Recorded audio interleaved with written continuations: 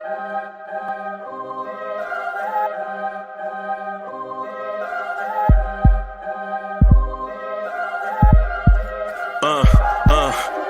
rank where the view is nothing less than phenomenal for how I express and project from my abdominal. The only view better, both my daddy and my mama know. No living parents, my sons give me balance. My wife is my serenity, this mic is my identity. The world is foul enough, that's why I write without obscenities. Provoking danger with broken language and spoken anguish. Begging to get hurt, why would you ask to go through changes? Yes, Lord, life's a chessboard, master the angles. Control the tempo, be the one who holds the info. Acknowledge is just as deadly as machete swings. When spoken, the truth is as potent as that Medellin. While others swear the style is free, I just let it ring. Our time is undervalued, soldiers make us better kings. My fans on my shoulder, reaching after better things. Today I take the shot, for them I'd rather set the screen. My mama told me follow my dreams. My daddy told me get it by any means. Stand tall, make him bow to a king. But I've evolved, you can see the resolve. Look in my eyes when you speaking to God. Life and for those who we caught up in using what I was scarred with the muse. I guess they call it proving I'm more than an artist. Penciling out my darkest while stenciling out a harvest. And storing what gets me from A to B, just like garages. Instrumental with collages. Envision what I've been drawing. Broadway to give you rhythm like the great Lena Horne. So bent on, found comfort in the storm. Find peace and on when you see them others perform. Organized chaos, outcasted like hey ya. Yo, party people in the place to be. What's good? This is number one chief rockin' Knicks Universe.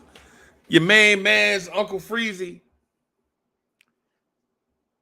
Welcome to the Knicks Morning Drive. Y'all want this party started right.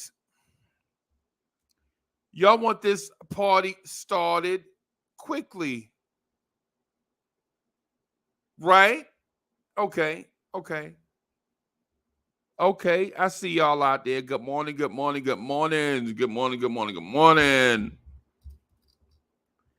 to a little bit of a slower start. Intended to be here a little bit early, man, but earlier.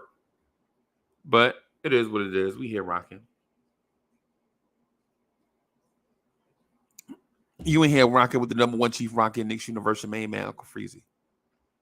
Man, this shirt looked terrible, right? It happened when your weight go up and down. Hold on, I'm gonna change shirts, man. I'll be right back.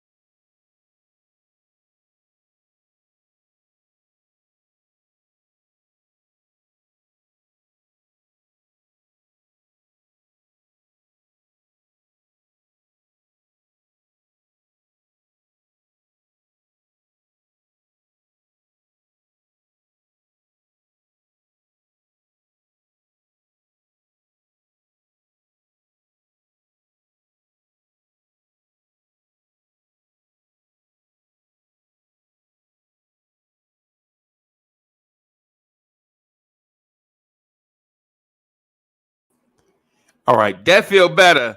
Y'all. Thank y'all for being patient with me, man. I can't believe how big them shirts fit, man. One summer you buy a shirt, then the next summer it's too big. Whatever. Mets is in the building. Big also. Jay Boogie is in the building. All right. Let's get this party started right for real now. Okay. Let's get it started. For real now. All right. Here we go. So I'm gonna start off the conversation, today's conversation, with just Uncle Freezie's point of view. I'm gonna start it off with Uncle Freezie's point of view. Right? Luke Skywalker Visions is in the building. What's good, boss?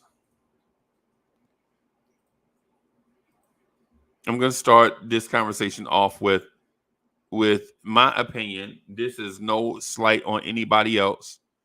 And if you feel slighted by it, whatever, stop being so sensitive. Right? This is what I'm feeling. I gotta talk about Julius Randle. I legit have to talk about Randle.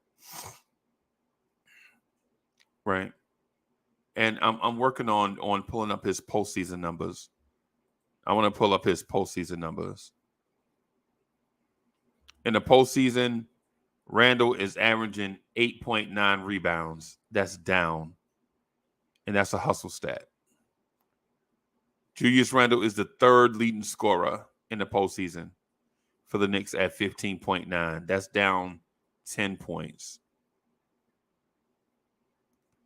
Julius Randle in the postseason is shooting 37.5% from the floor, 23.1% from three, and 69.4% from the free throw line. And what I'm gonna say, it might offend some people, but stop being so sensitive and touchy. Audio 100 is in the building.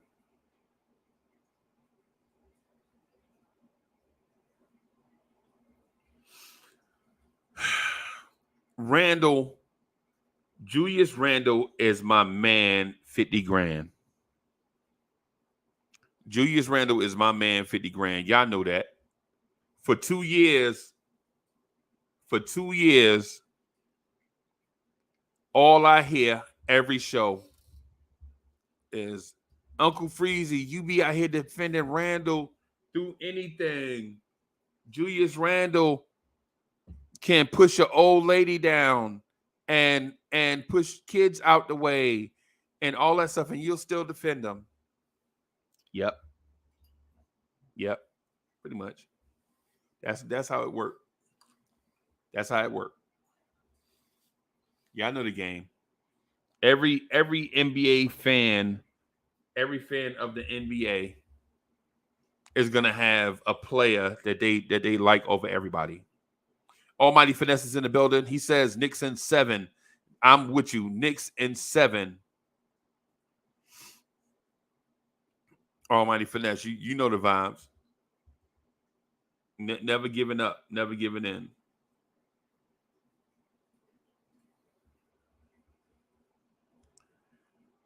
Julius Randle is out here having a subpar playoff. It's a fact. It's something that we have to live with.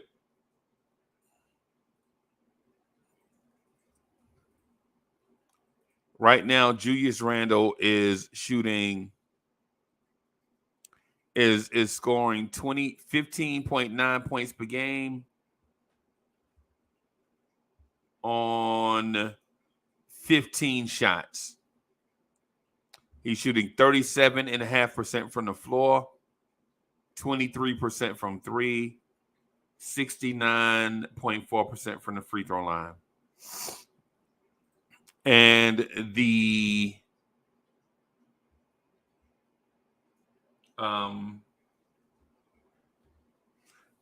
prevailing wisdom from years past is that Julius Randle is not a playoff performer. Julius Randle is a regular season guy.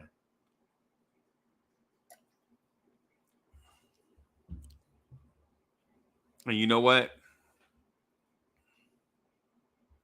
I disagree. I disagree in a sense that I feel like Randle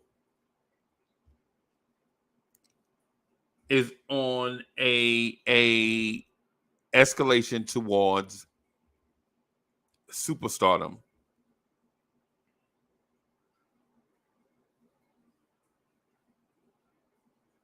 right? I think Randle is on the escalation to superstardom, right? But let's call a spade a spade. Julius Randle didn't look good in the Atlanta series from a couple of years ago. He don't look good against the Miami Heat right now. And whatever excuse we make for Randle will not be enough to silence the doubters. Man, it's dark in here. Oh.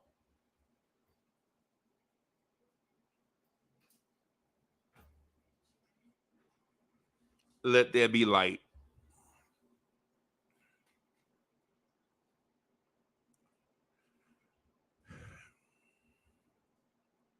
The Knicks out the gate needed a guy to step up.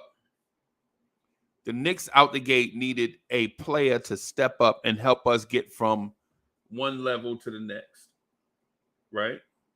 It's part of what it is. You're not going to be able to beat playoff caliber teams by just coming out here and throwing your jersey on the floor. It's not how this thing works. Other teams want to win too.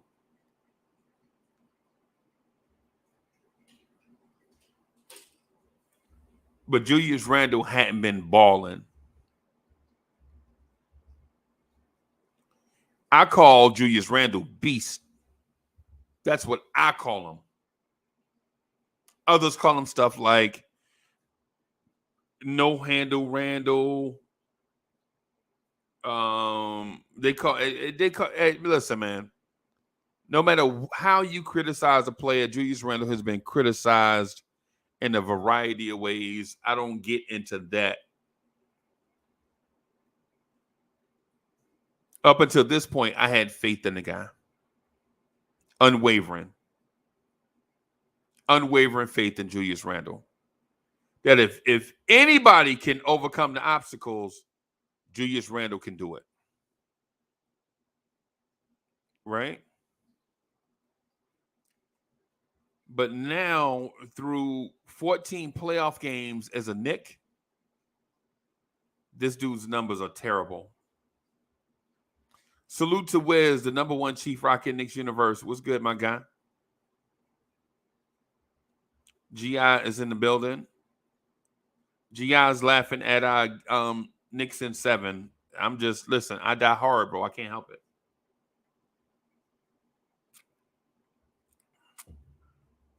And I'm not saying that I'm the toughest guy out there. Everybody, listen. What I'm saying is when it comes to certain stuff, I just die hard, bro. When it comes to beliefs and stuff, man, I die hard, bro. I'm just like that.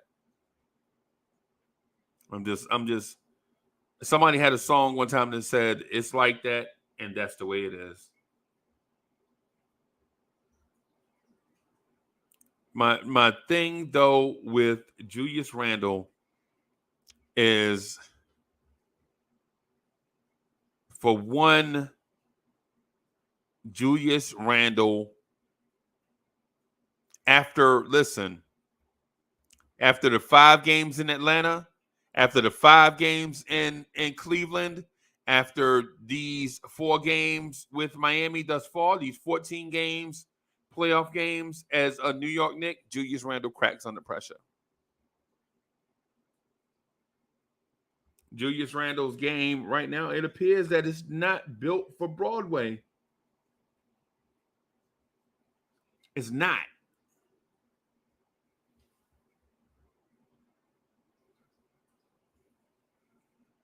It's one thing when y'all pointed out the Atlanta series 2 years ago. Y'all were like, you know what, man, Randle cracked under pressure. I was like, bro, it's only 5 games. That roster was flawed. The point guard was Elfrid Payton. Alec Burks was coming off the bench as a major contributor. Now, after 14 games,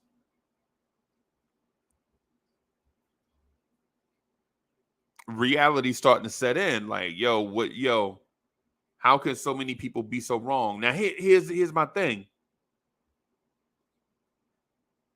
I know I'm Julius Randle #1 fan. I know that. I got three guys on this team that I'm gonna pound the table for regardless. Y'all know how it is. My favorite player is R.J. Barrett,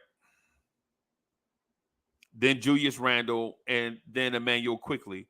But it's not like I don't like the other Knicks. Those just my guys. And I know I've said it before. It's about the name on the front of the jersey, not on the back. Yeah, I think that's lame. That's lame, right? Because you can root for the name on the front and the back. I said that. If I said that, I was wrong. I thought about this as I paced the floor. Y'all know I paced the floor a lot, like a zombie at night. Like legit got off the Knicks at Night podcast 5 a.m. Right? Paced the floor. Like, man, is it about the name on the front of the jersey or the name on the back? I didn't think that's just a catchphrase. I think that's just a buzz phrase. Something people say, blah, blah, blah. And I equate it to this. This is for my guy G.I. G.I., you know how you go to school and you go to college and ultimately you want to put, well, it ain't up here, it's in the living room. Like in the living room, I got stuff that, you know how you get your diplomas and your certificates and all that stuff, you put them on the wall and all that stuff and have your school name on it. But in that scenario where it's about the name on the front of the jersey, in that scenario, it makes me think that is it about the school that I went to or the schools that I went to, or is it about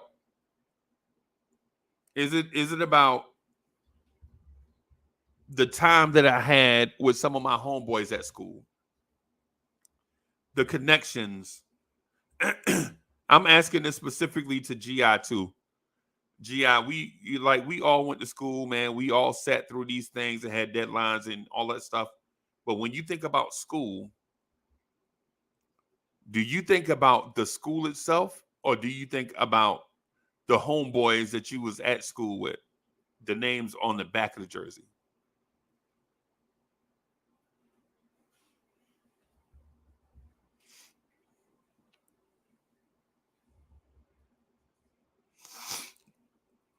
Is it about the education received, or is it about the people that you earned that education with? I think about that. Like when I walk through the living room, man, I'm thinking about like how much fun did I have with my guys? When I think about all the organizations that I'm a part of, is it about the organization itself, or is it about the camaraderie that I have with the guys while at that organization? Right?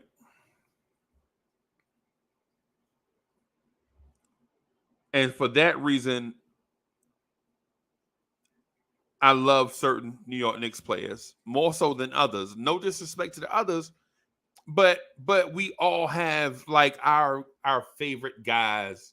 Regardless if we admit to it or not, we all have guys that we like, that we favor over others.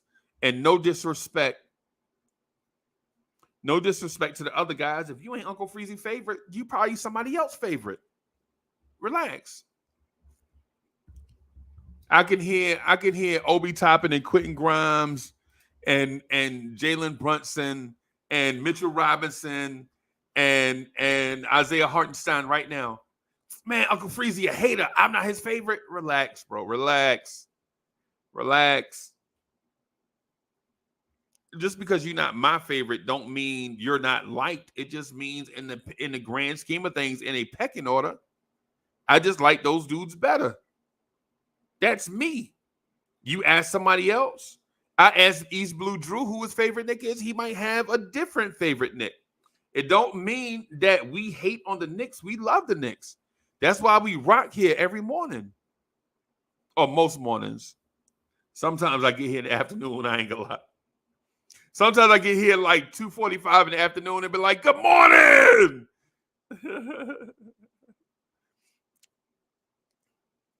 But on this Randle thing, I like Randle for what he stands for, not just for his accomplishments.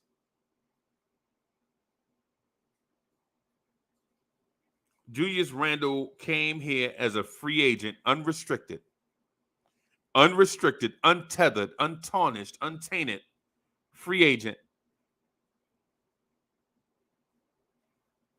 and became a two-time NBA All-Star in 2 years, in 4 seasons as a Knick.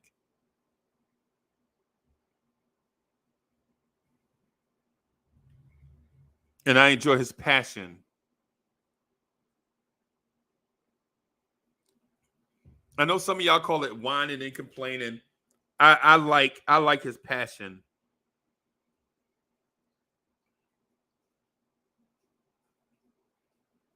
Right? I like his passion, man. I like that spirit of trying to overcome the obstacles through work ethic. Does it always look pretty with Randle? No. Right now, right now,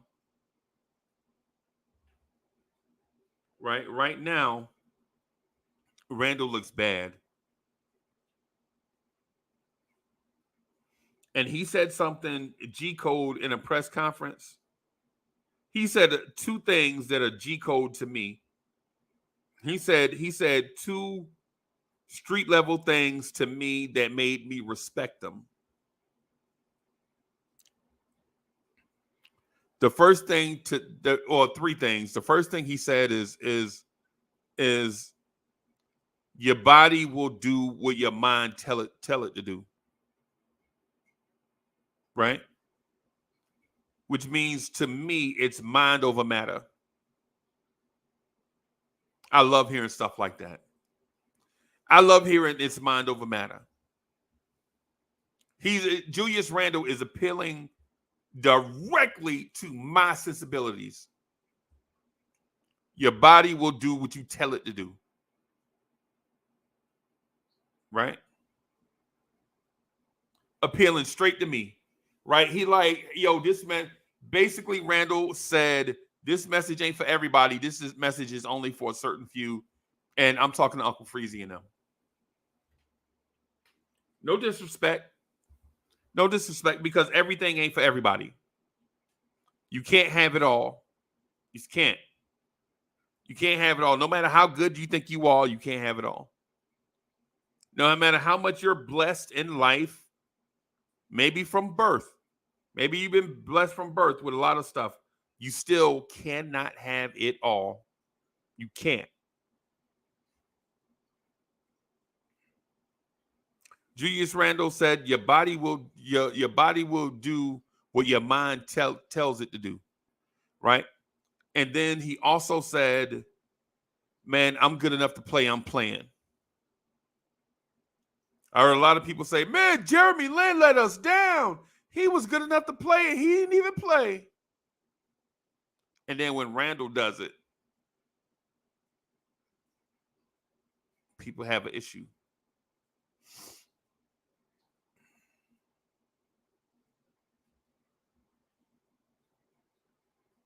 The other thing that he said, I respect it. And a lot of people got in their feelings about it. They was like, oh, man, why he say that? He need to use some tact. No, he don't. No, he don't. He said it. He meant it. People with paper mache feelings always get hurt by the slightest thing. They need to get Ralph Tresvant to sing their anthem. They so sensitive. Julius Randle said maybe they want it more than us. Right? And now people are like, but you're not supposed to say that, bro. Stop being sensitive out here with these silk feelings.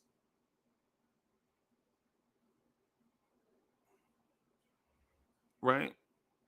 We out here with these silk feelings, man. We a certain type group, bro, but we've been conditioned here lately to get offended if what people say don't fit down a certain tunnel.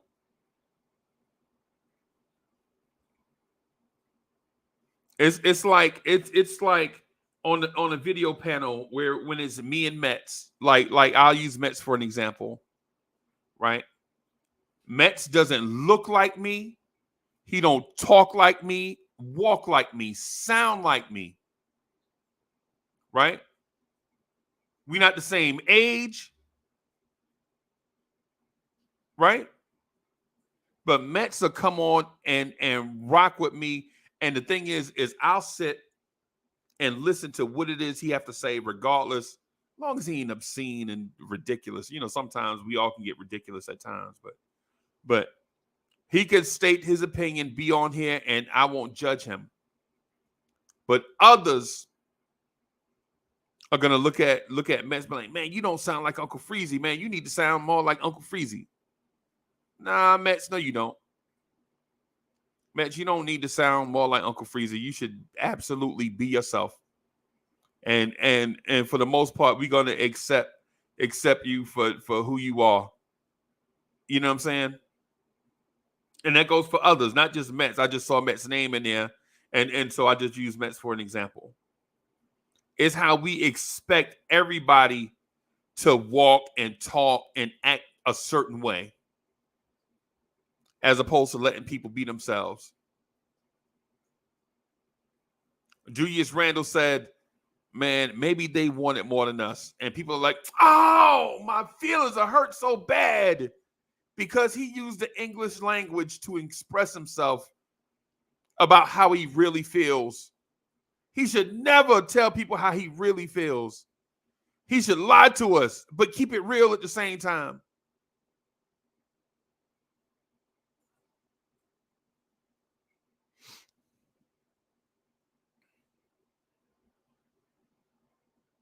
I love Julius Randle, man. I ain't gonna lie.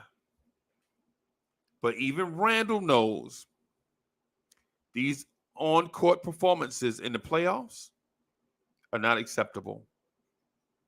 They're not. Bro, you can't shoot 37.5% from the floor through 4 games, right? And then go to the free throw line and shoot under 70%. What that tells me by those two is that the game is in Randle's head. You trying too hard.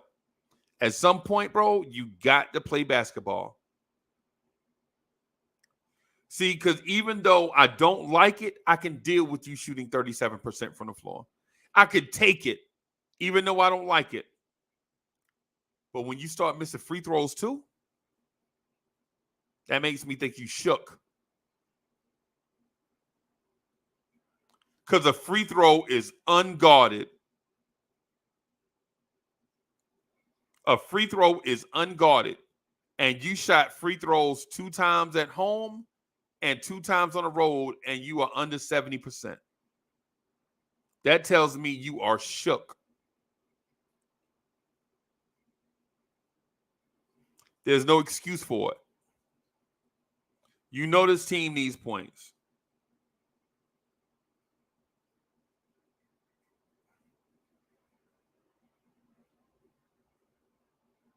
You know this team need points.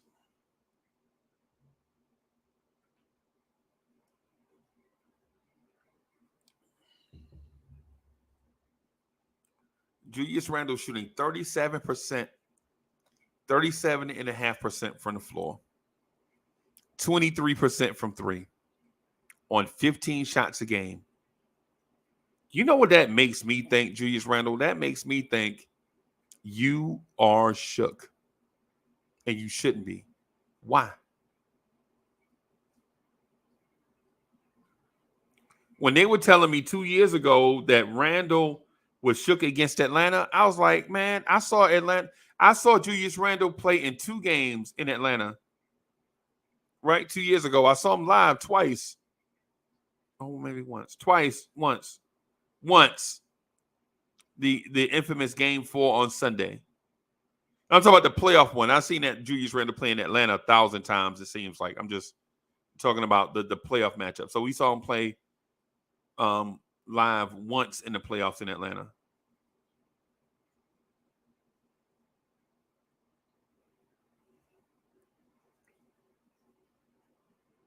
And the thing about Randle is those numbers were worse before game 3. So Julius Randle wasn't just shook before game 4. Before game 4, he was terrible through 3 games against Miami. Does it mean Randle is getting healthier? I hope so. Does it mean Randle has his nerves calming down? I hope so. But ultimately, I always have to keep it 10 times 10 with y'all. When somebody's playing bad, I will say that he's playing bad. When RJ Barrett was playing bad, I pointed it out even though I didn't like it. Randle's playing bad, I have to point it out, even though I don't like it. When Quickly is playing bad, I have to point it out, even though I don't like it. But I have to do it. Not because I have something to prove to y'all, or not because I'm a journalist. I don't have to prove nothing to y'all, and I am not a journalist. I'm a fan. But to myself, I have to keep it 100. I have to keep it 100 to myself, or with myself, not to myself, but with myself. That what we're seeing is bad NBA basketball. Right? Now, listen, in terms of the losses, there's enough blame to go around for everybody in terms of the losses, but I ain't talking about the losses. Right now, I'm talking about Randle. Right? Because everybody's playing bad right now. Everybody is performing under their season averages. Everybody's performing under their season averages. I'm looking at RJ Barrett. RJ Barrett's taking 15 shots a game. Okay, so I can exclude RJ. Right? Let me exclude RJ. Everybody else is playing bad. RJ Barrett is shooting 45% from the floor. That's above his season average. He's shooting 34% from 3. That's above his season average. And 72% from the floor. That's about what he normally does. From the free throw line, I'm sorry. That's about what he normally does. RJ averaged 19.4. That's about what he normally averages. So I'll exclude RJ, but everybody else. Jalen Brunson's shooting percentage is down 5%. Jalen Brunson is shooting 28% from 3. But Jalen Brunson's free throw percentage is 93.6, which lets me know defenses are locked in on Jalen Brunson, but he is not shook. Jalen Brunson's free throw percentage is 93.6. That's like 10 points above what he shot in the regular season.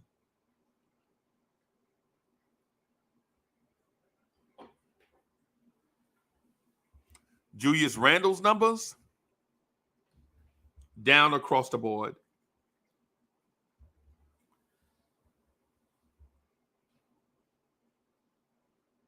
Down across the board.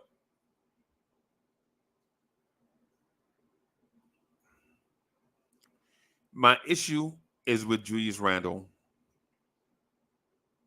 We have a beast that is not in beast mode.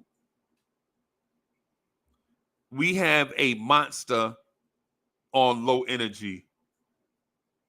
We got a sluggish monster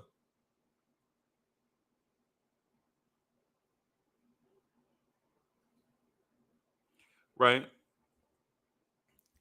Julius Randle's game 5 tonight, to me, cements his legacy as a playoff player. It'll be one of those threshold games. It's like game 15 of Julius Randle's Knicks playoff career. And if Randle comes out here and lays an egg tonight, I'll be one of the first people to admit that Julius Randle is not built for Knicks playoff basketball.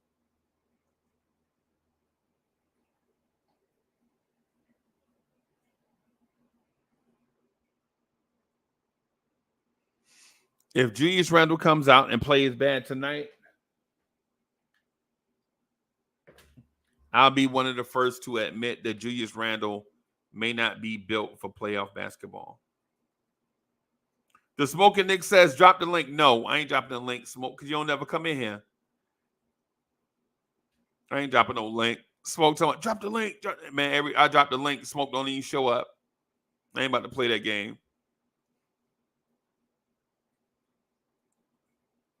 I ain't about to play that game. I'm gonna get this stuff off my chest first, and then I'm gonna drop the link generally.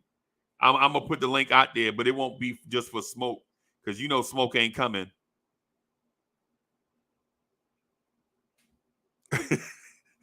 Yo, legit. Sometimes people on the panel feel like not Smoke in general. Smoke is my guy, but I think sometimes people think that you know what I'm saying that you know I work for them. Like, yo, drop the link, son.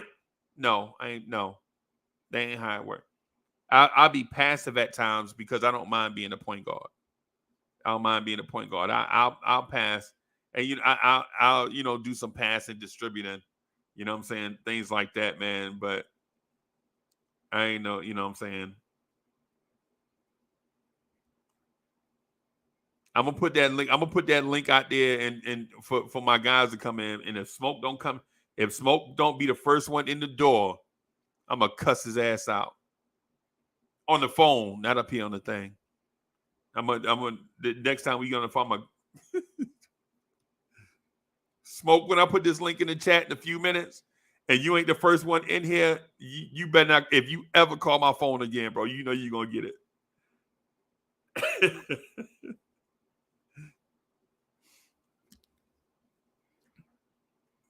But on Randle though, back on Randle just a little bit before the chat get all kind of side.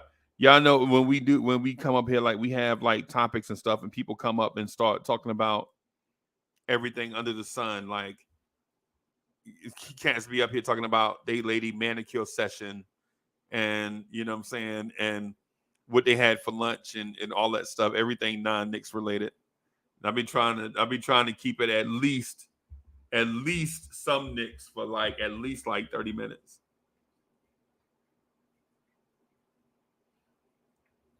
Right.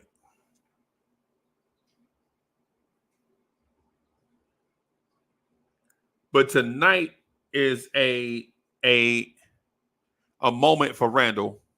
If Randle don't step up tonight, there's nothing else that we can do to say. There's nothing else that we can do to save you. Like, people not gonna keep going to the altar for Randle if he don't finally start going to the altar for himself.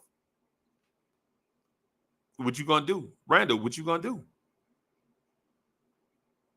We legit sit here for hours on end and get bashed over Julius Randle, right? I legit, y'all, I man, listen, I read y'all DMs all the time. Y'all be DMing me and hitting me up in the comment section. Uncle Freezie, love Randle must be his son. No, Randle ain't my son. I don't know that dude. I seen Julius Randle, and this is the other thing. This is the other thing why I'm there too. This is hey, this is for Hint Murphy. What's good, bro? Bro, I've seen Julius Randle in person at least 20 times. Right? And I saw one game. I think we were in Randle does this to me all the time. I don't know. Maybe he don't like me. I don't know. I don't care. He a ball player. I like him. He don't have to like me. I like him. But I've seen Randle in person at least 20 times, 15 to 20 times since he's been here. Maybe 15 times, right? I was in Atlanta, Georgia. The Knicks beat the Hawks in a regular season game. We went in down the stretch, and dude catches my eye. I'm like, yo, it's Uncle Freezie, baby. Blowing chairs in the building. This dude put his hoodie on and sat down. Ain't so much as like, hey, I see you.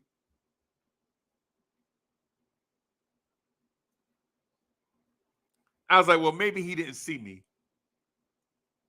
People are like, no, he saw you. He looked right at you. He looked you dead in your face. And then they told some jokes. Uncle Freezie, big as you is, beige as you is, Uncle Freezie, of course he saw you.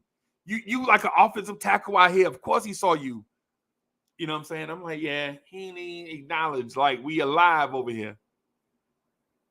You know what I'm saying? He need acknowledge we alive.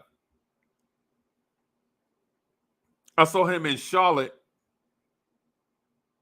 Was right behind him. He had the hood on. We was blowing Charlotte out.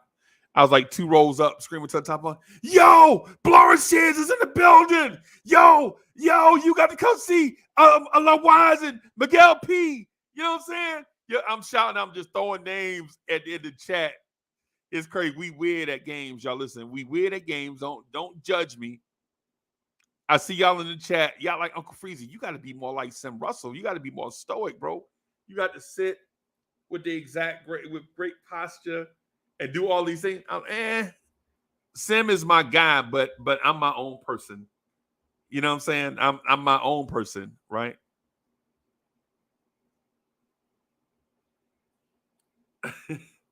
I'm my own person, bro. Like I'm not Sim. I'm not Knicks Film School. I'm not Knicks Fan TV. I'm my own dude. Like for real. Like when I say I am the mayor of Knicks Universe, bro, it's me. It's like how y'all act in the chat is how I act, is how I behave at the game. Like how Almighty Finesse is on the thing. That's how I am in real life, bro. I was calling Randle name the whole time. Randle, it's Uncle Freezie, baby. All I wanted was like a thumbs up. And I know I sound like Stan, right? I know I sound like Stan, but I'm not putting Miss Mocha in the trunk, right? You know what I'm saying? I know I sound like Stan, right? But at the same game where I was calling Randle name for like 45 minutes, Cam Reddish turns around and looked me dead in the face and like, so, no lie, Cam Reddish, hoodie on and everything, super tight, around his face, mad, pouting. He turned around and looked at, I don't know what to tell you, boss. All right.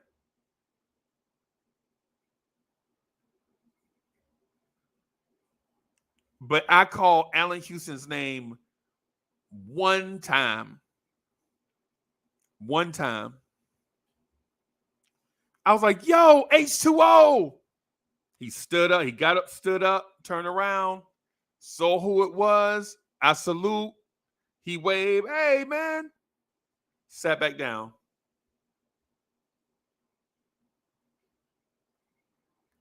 Scott Perry looked at me, Jay Boogie, Rob the Nick. And I think I got a picture of Jay Boogie and Rob the Nick. Jay Boogie and Scott Perry somewhere. I think I got the picture of it. But Jay Boogie went down and he talked to Scott Perry. Scott Perry dapped him up. I was like, Scott Perry, what's good? Scott Perry waved and took off down the tunnel.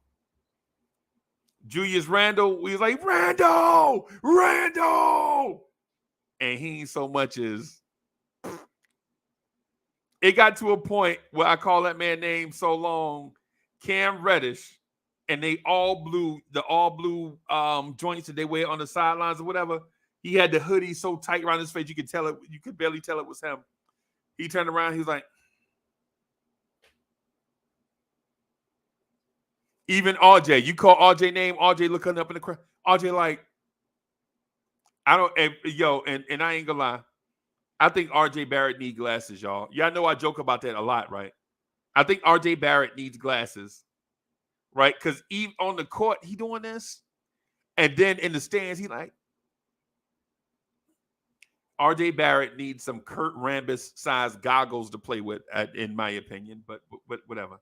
But the point is, and I'm going on a little tangent. I know I'm going down a rabbit hole, but bear with me on it. So if you Randle or you Randle people and you see people going to bat with you or for you on the internet every night for days and days, the least you could do is acknowledge something. Like, hey, man, the Knicks fans have been supporting me, blah, blah, blah.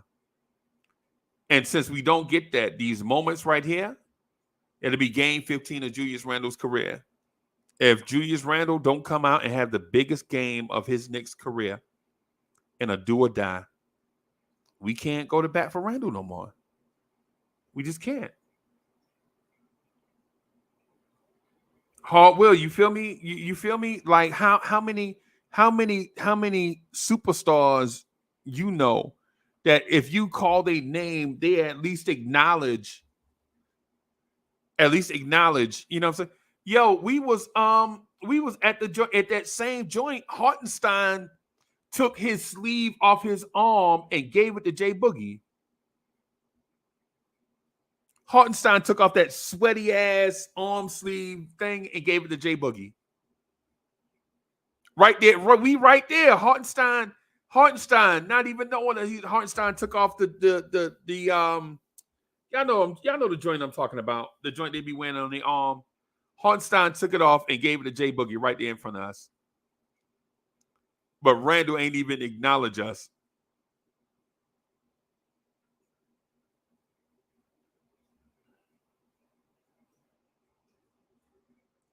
So basically what I'm doing is tying these two things together. Randle, you're supposed to be our guy. You represent us. You don't give us nothing. And tonight, and tonight, hey, man, child, bro, man, child, if you see him, man, child, when you see him,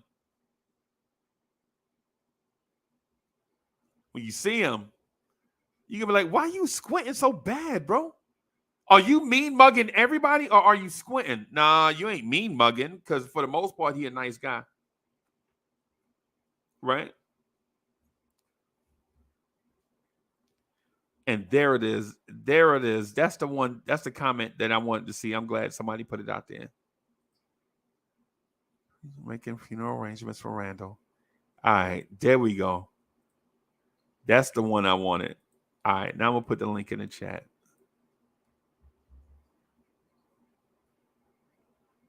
There we go.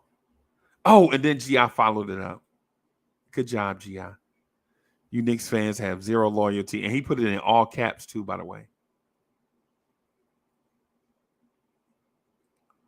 There it is.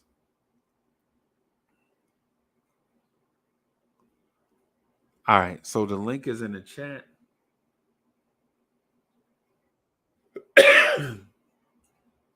Yo, somebody just showed up backstage. If this ain't the Smoking Nick, y'all already know what the deal is, right?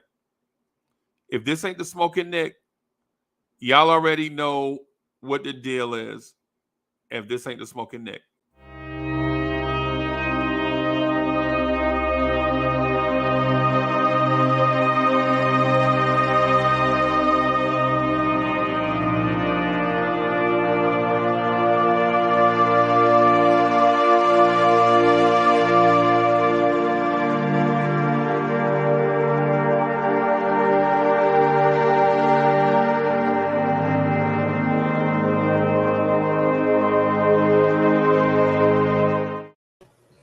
Top of the morning to you, good brother.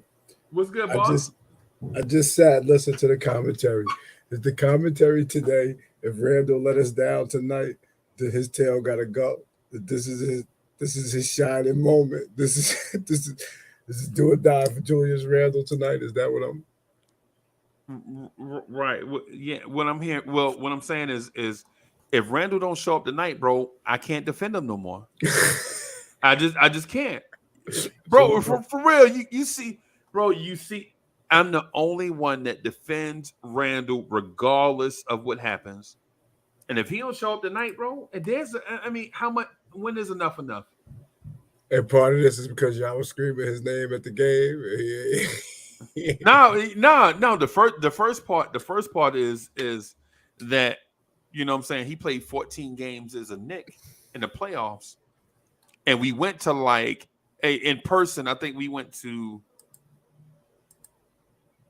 So I've been to like two of those games, maybe one. I was in town for two of the games. I'm gonna just put it that way, right? If he don't show up, bro, ain't nothing. Yo, you ain't even Smoke. Did you send me your intro stuff? Nah, not yet, man. I just I injured my finger from the time I told you to drop the link. I damn near lost the tip of my finger. Oh man. Oh, seriously? Yeah, he sprained it. I'm joking. You sprained it trying to get hit so fast. I just got a splinter between my nail and shit. I was bleeding like a crime scene. Oh, trying to get hit so fast, right? I'm cleaning up the mess right now, man. How y'all doing? Good, man. Salute to everybody. Salute, good, Brian. man. What's up, bro? So let's get to talk about the Knicks. Yeah, man. Man, Randall's showing up. Randall was not the problem. Can we stop accosting this man? This is crazy. No. This is bashing. This is Randall bashing. Because honestly, to tell you the truth, in 4 years, what do we get? We got 2 playoff appearances and 2-time All-Stars. So, all right, we accosting the man for giving what he have. I know you want more, but damn. Not when you a power forward shooting 37% from the floor. He a power forward. He ain't even supposed to be shooting from the floor. Where's he gonna shoot from the moon?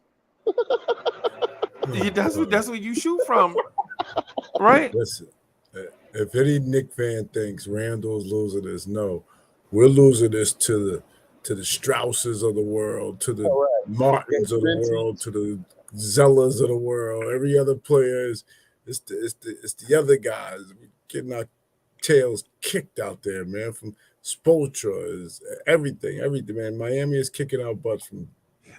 So what's the excuse for him shooting under 70% from the free throw? Those are free. Those are free throws. What's the excuse for Brunson shooting 40% from open three in the regular season? He's shooting 28 in the postseason. He ain't the only one underperforming, guys. Come on. No. That's not what I'm saying.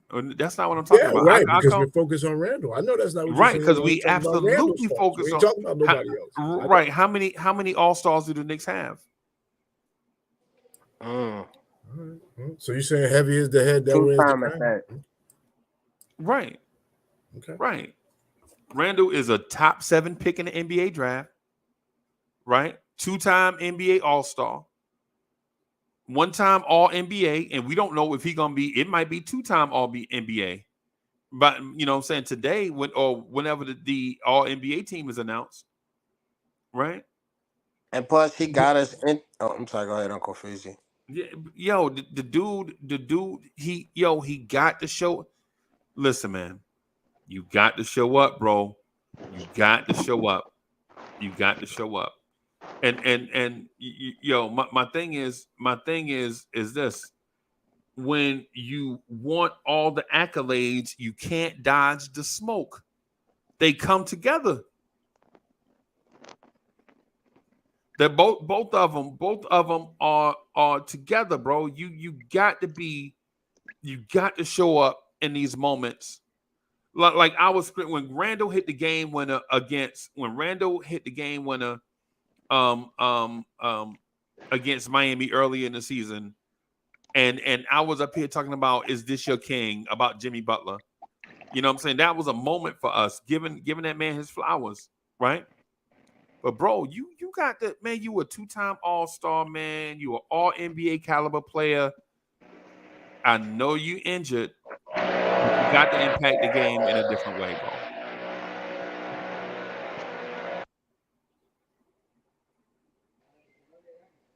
You got to impact the game in a different way. If you're not going to be able to score, at least rebound, bro. I was If you gonna. go ahead, bro. Nah, I was just gonna say when you brought that up about with Miami, I was so mad because Tyler Hero was just on him like a gnat at a barbecue, and he stole the ball from him, scored the basket, and got the lead up by 2. I was like, "What are you doing at the 3-point line?" And then luckily we got an inbound half court, and he got enough time off to where he got the fade, and he got lucky because he used his left hand on the right side. So when I saw that whole play, I was like, "Okay, if you can do that in a regular season game, where is it now?" That's what people are talking about. So you got two sides of that story. He showed that he can be that guy, but we haven't seen it. Right. Right. So if he takes 50 shots tonight, y'all gonna be happy?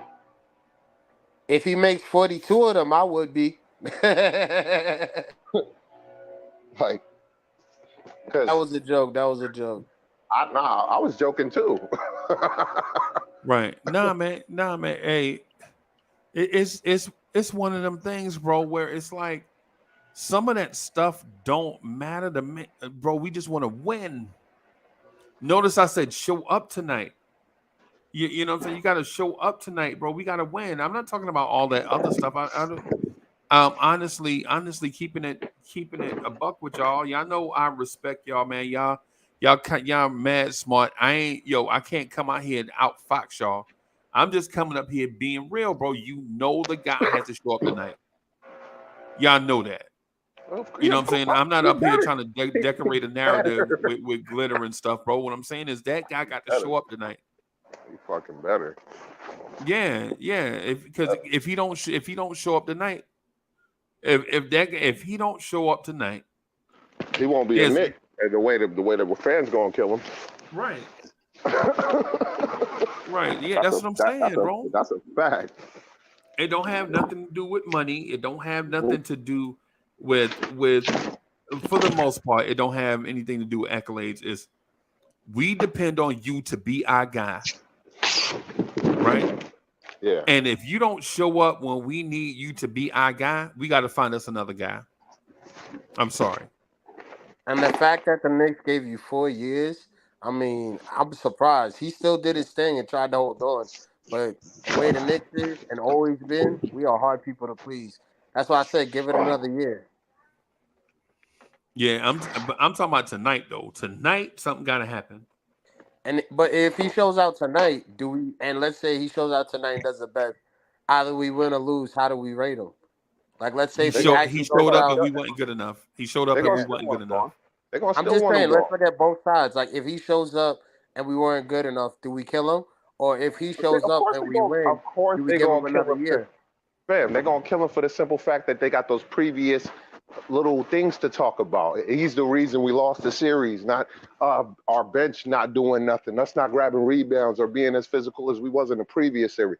It's gonna be a whole bunch of malarkey that they create. Just they're gonna kill him like they killed RJ all summer or this year during the season. My bad. Smoke. You good. I understand what you're saying about. I understand what you're saying about my man supporting Cass not showing up. I get that part. That's not the part I'm talking about. I know. I'm talking about Randle specifically not showing up. That's what I'm talking about. I'm talking about Randle. Like, he don't have to give you 38 and 17 and 6 assists. Right? But what he could do is make winning plays that help us win. And let the stats be what they are. All right, let me see who this is. I agree with that. Hey, what's up, boss? What's going on, bro? I got audio. Y'all can hear me? Yeah, we can. Good morning. Man, you sound super good. You must be used to this. Yeah, yeah. I'm a YouTuber. I'm a Knicks fan, bro. I'm a Knicks fan in South Florida, bro. So I was at games 3 and 4, bro. And I gotta agree with what you were saying. I watched Julius Randle play a lot of hero ball, and then pout just go to the Wait, bench and pout. before we get to all of that, because we got plenty of time, man. Introduce yourself, man. You from the city? Yeah, I'm originally from New York. You know what I'm saying? Okay. From Long Island. You know what I'm saying? Lived on Long Island, Brooklyn, all of that. You know what I'm saying? Up until, you know what I'm saying, a few years back. And now, you know what I'm saying, I'm in South Florida. All right. So it's Aunt T. Yeah. All right. Hey, everybody, y'all welcome Aunt T into the video chat, man. How you doing this morning, bro? I'm doing good. I'm doing good. And so you in South Florida, bro? Yeah. So you feeling it? You feeling the heat? No pun intended. From Heat fans about these Knicks, right? Bro, there are no real Heat fans, really. Well, I'm sorry, there are a few. Heat fans, for the most part, are fair weather fans. So it's been like that for a long time. You know what I'm saying? I've been going back and forth to Knicks Heat games since I've been here for about the last 12 years or so. I usually don't miss a game. I did miss the one when Randle hit the game winner earlier in the season, but for the most part, it's just like another home game for the Knicks. Right. The arena's full of blue. Speaking of which, because I go to I try to make as many. We probably walk past each other, and then, you know what I'm saying? Because I try to catch as many games down south as I can, right? Yo, speak to what the environment is like on the concourse when the Knicks is in the building playing Miami. Well, no, when the Knicks is in the building, you know what I'm saying? I'll show you this right here. Just give me a second here. You know, one moment. This was me right here. You know what I'm saying? I got it. This is just me on Saturday with John Starks. You know what I'm saying? With John Starks right on the you know what I'm saying, right out there by Bayside. Okay. So now when the Knicks is in the building and they win, like I said, it's just another home game, bro. It's just another home game. Right. You know what I'm saying? Right. It's just another home game. You know what I'm saying? Knicks fans wild out. You know what I'm saying? It's Knicks fans everywhere. That's pretty much what it is. But for the most part, Heat fans are gonna be fair weather fans. You know what I'm saying? When the Heat are doing well, everybody's let's go Heat, let's go Heat. You know what I'm saying? When the Heat are in the lottery, you know what I'm saying? Then they want to talk about the Dolphins. Right. You know what I'm saying? It's not like y'all got y'all channels, y'all got all of that shit popping. That shit don't exist for Heat Nation. It don't exist. I know. I got hit up by a couple of small Heat YouTubers trying to generate something. I don't blame them. You know what I'm saying? It's in the content creation game. You know what I'm saying? I know what it is. So I don't act like I'm bigger than nobody else, bro. But here's the thing. When we in Miami and the Heat ain't good, they up here talking about Hurricanes football, bro. Nah. You know what I'm saying? They talk about the U. You know what I'm saying? It is. Yeah. It's very fair weather. It's not a basketball. It's just not a basketball town. Like, y'all got to remember, the Heat are pretty young, bro. They 35. 35 or something like that. And they really wasn't relevant at all till Pat Riley came. And that's like really less than 30 years. You know what I'm saying? So, and at the end of the day, everything that they've done really has been made either off of the Knicks or off of Dwayne Wade or, you know what I'm saying, off of, you know what I'm saying, pretty much what they was lucky enough to sign in free agency. So what's your thought? What's your thought on Randle? Okay. He looks good at home. I mean, I call him a mama's boy. You know what I'm saying? I'm like, bro, you need home cooking. You're great at home. You know what I'm saying? You're able to feed off of the crowd, but for whatever reason, it doesn't always travel. And I don't like his attitude. I don't like his attitude when he's just not like when the calls aren't going his way. I had my brother catch a shot of the bench. You know what I'm saying? During the timeout. Y'all couldn't see this, but in the arena, you could see this shit if you was there. You could see him go to the other end of the bench, away from the teammates, totally away from the huddle. Right. You know what I'm saying? So when Thibodeau pulled him out the game, I understood why.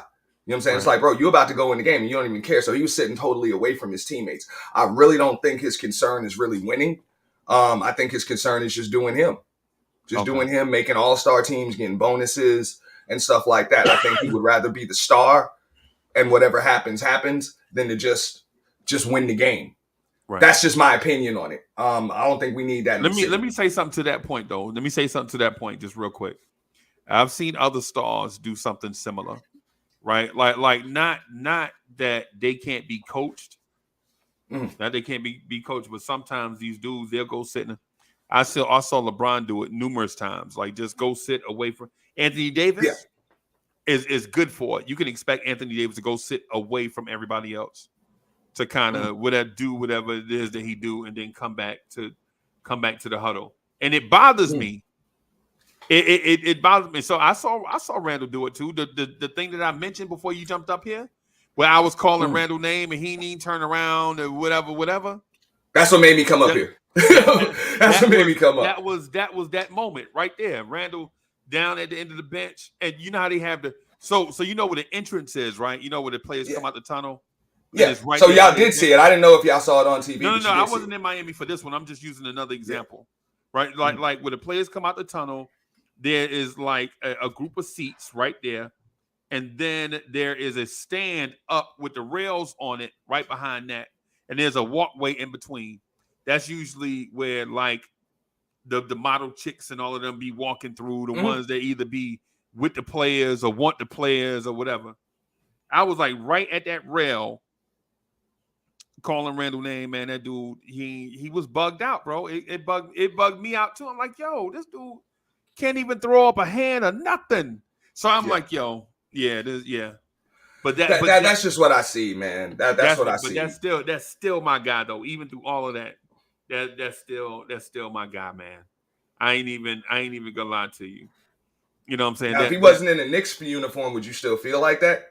Nah, if Julius Randle wasn't a Knick, I wouldn't even be saying his name.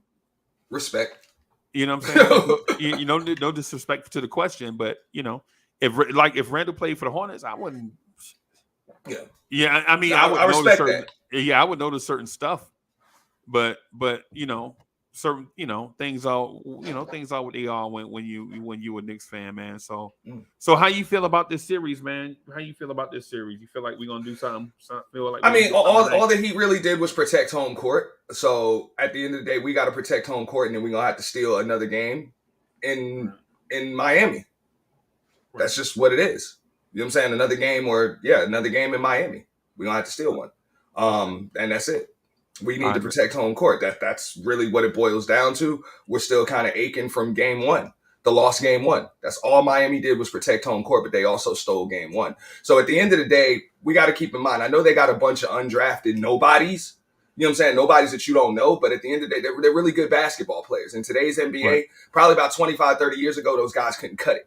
You know what I'm saying? But in today's NBA, yes, they can play. They're good. And they also have some veterans on the team, veterans with championship finals experience, which the Knicks do not have. I'm talking about Kevin Love, Kyle Lowry, Jimmy Butler, and of course Bam, whether people want to admit that or not, Bam too. So we don't have that. And that's really who's been beating the Knicks. That's who has been beaten. And Eric Spoelstra too. Hell of a game plan from Eric Spoelstra. Got a lot of problems. If y'all know the game plan from Eric Spoelstra, it's no secret. He going to let R.J. Barrett beat him. Right. If R.J. Barrett can beat him, cool. But nobody else, you know what I'm saying? Everybody else, they're getting up in their chest. They're beating everybody to the loose balls. We know the rules. First dude to the ground wins. When it comes to loose balls, they're getting to the ground first. They're beating us on all cylinders, bro. So I really can't be too mad about it. But it's just a hell of a game plan right now. I wish R.J. Barrett would have a consistent jump shot, but that's. Let me so real quick, not to cut you off. Let me bring my guy in real quick. Hold on for a second.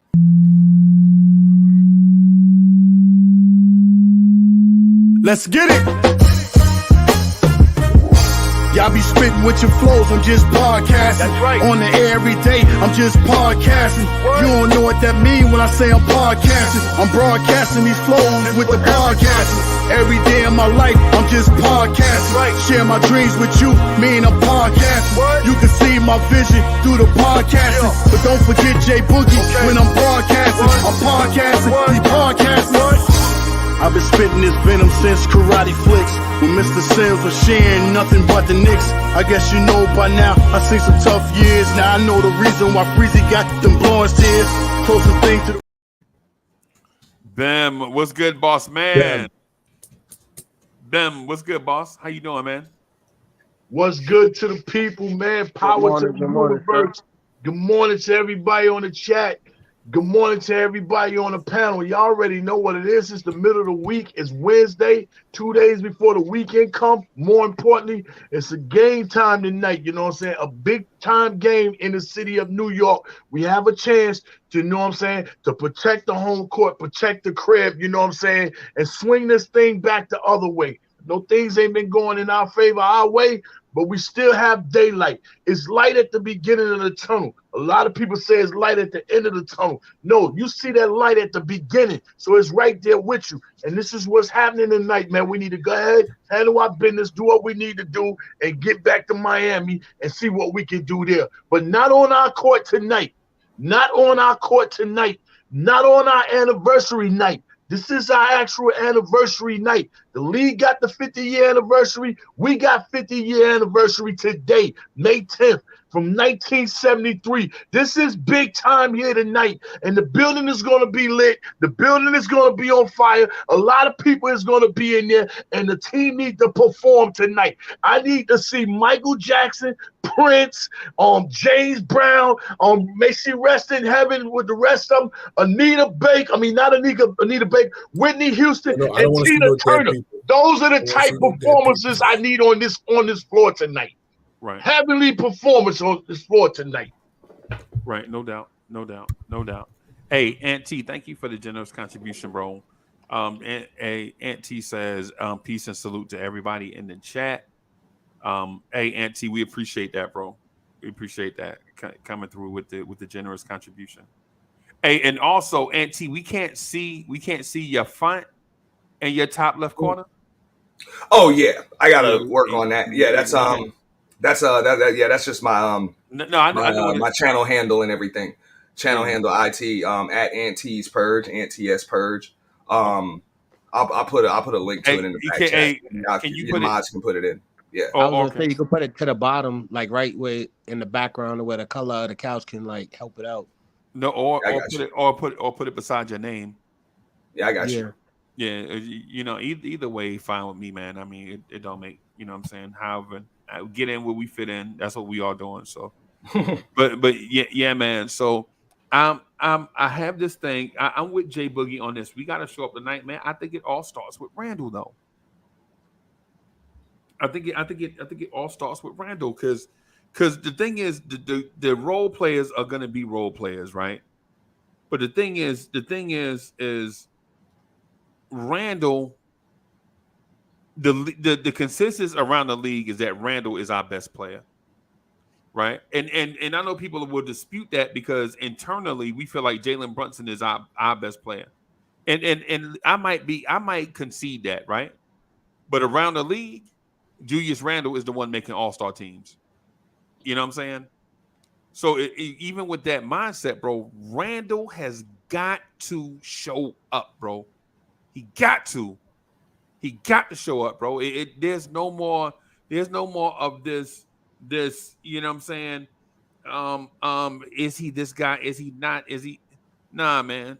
Nah, it ain't none of that Tom and Jerry is you ain't. You know what I'm saying? Either you that guy or we got to find us a guy going forward. You think the Knicks are you think Knicks fans of Randle get 50 tonight? You think Knicks fans are gonna be satisfied with Randle? They're not gonna be satisfied, right? They're just not gonna cut him the break unless he takes them to the championship. And honestly, as a Randle supporter who's grown over the years, I don't think Randle's that guy. He's just not mature enough to take us to the championship. But the things they say, the Knicks fans say, they call him lazy. They just say so much bad things about Julius Randle, and they're not truthful. He's just immature, if anything. That's it. I wouldn't say immature. Can I say something? Wait. Let me hold on before he. I need some. I understand where you're coming from. Can you clarify just a little bit of that, just so that I won't be, because I'm cloudy on what you said. I'm partly cloudy, not mainly cloudy. I'm sorry. You were talking to me, Freeze? I'm sorry. Yeah. Can you clarify some of that? Because what I mean by down the stretch, right? So he gets off fast and it looks good and we all get excited. But that's not the Randle we worry about first quarter Randle. 1 through 3 quarter Randle is when things get tight down the stretch and the defense tightens up and he has to get the ball. And those double teams start running at him. His decision making in those moments, it's those 2 or 3 minutes a game that the fans could talk about Randle. It's not the rest of it. It's not his preparation. And I just want him. That's where he has to tighten up tonight, Freezie. But he needs help too. He needs guys around him Make more shots. Make their free throws. He needs help because I'm gonna be honest. If we beat Miami, it's not because of the last couple of shots. If we do what we're supposed to do from buzzer to buzzer, we beat Miami by 10, 15 points a night. So that's why, unfortunately, though, if that doesn't happen, it's going to require us to play good down the stretch. And that's where Randle's got to be mature. And that's where he doesn't come through down the stretch, last 2 and 3 minutes of the game. That's what I'm saying specifically. This needs to be a complete team effort. Everybody. We can't just put this thing on one individual. Everybody must be locked in for this game. You know what I'm saying? Everybody is included. Just can't, just allow it just to be Julius. But the team is concentrating. The other game the other night, they concentrated so hard on what the media was saying that they forgot the small things. They concentrated so hard on being able to knock down shots, you know what I'm saying, and make trades and everything. They forgot the small things, the hustle plays, the 50-50 ball. That's included in the game. To have a complete game, you must do everything. You can't single nothing out in this game, you know what I'm saying? And them guys, honestly, Miami showed a little bit of chokeness in that fourth quarter. They showed a little bit of chokeness. The rim was the same size as an Oreo cookie for their shots in the fourth quarter. Them dagger trays that they hit in the third quarter, when every time we went on a run, we got within 6 points, and they hit them crazy trays. They did not make them trays in the fourth quarter. But when I texted to y'all the other night about how Eric got everybody spread it out because now we're not making shots. And when the shot go up, beat your man to the rim. That's what they was doing. You got to hustle. You got to want it because they're not going to give it to you. You're going to have to take this. You know what I'm saying? You're going to have to leave everything out on the floor tonight. Everybody is included. Nothing, no running off, no taking off. Secure that ball, and then we can go. Because, you know what I'm saying, I see our offense can get better, but we must secure that ball, man. Keep that ball in our possession. And I'm going to jump just a little bit out of the window on with the Julius Randle thing. I know a lot of it's Julius' fault. A lot of it. But some of it is Jalen Brunson's fault. When I come into this city and I'm your point guard, me and you sit down, we talk one-on-one, and we figure out what we're going to do, you know what I'm saying? Jalen Brunson, you supposed to tell that man, big guy, I'm going to be tough on you. I'm going to keep you in tune. I'm going to keep you motivated. I'm going to keep you going in the game. I'm going to lift you up. I'm going to pick you up. If that means I got to call you out on the floor, this is what I'm going to do. Are you okay with that? And Julius would have had to respond. But how many times have you seen Jalen getting inside Julius, you know what I'm saying, about what's going on throughout the season? I ain't talking about giving him 5, some dap when he make a play. I'm talking about literally picking him up, literally keeping him focused, you know what I'm saying? This is what a general on the court does. He doesn't back down for nothing, no situation. All things about this basketball is included into a point guard, a general on that floor, you know what I'm saying? So that's where I'm at. But like I said again, a lot of it is riding on Julius, a lot of it. But right now, everybody needs to be locked in. Shout out to RJ for the great ball playing he's been doing, though.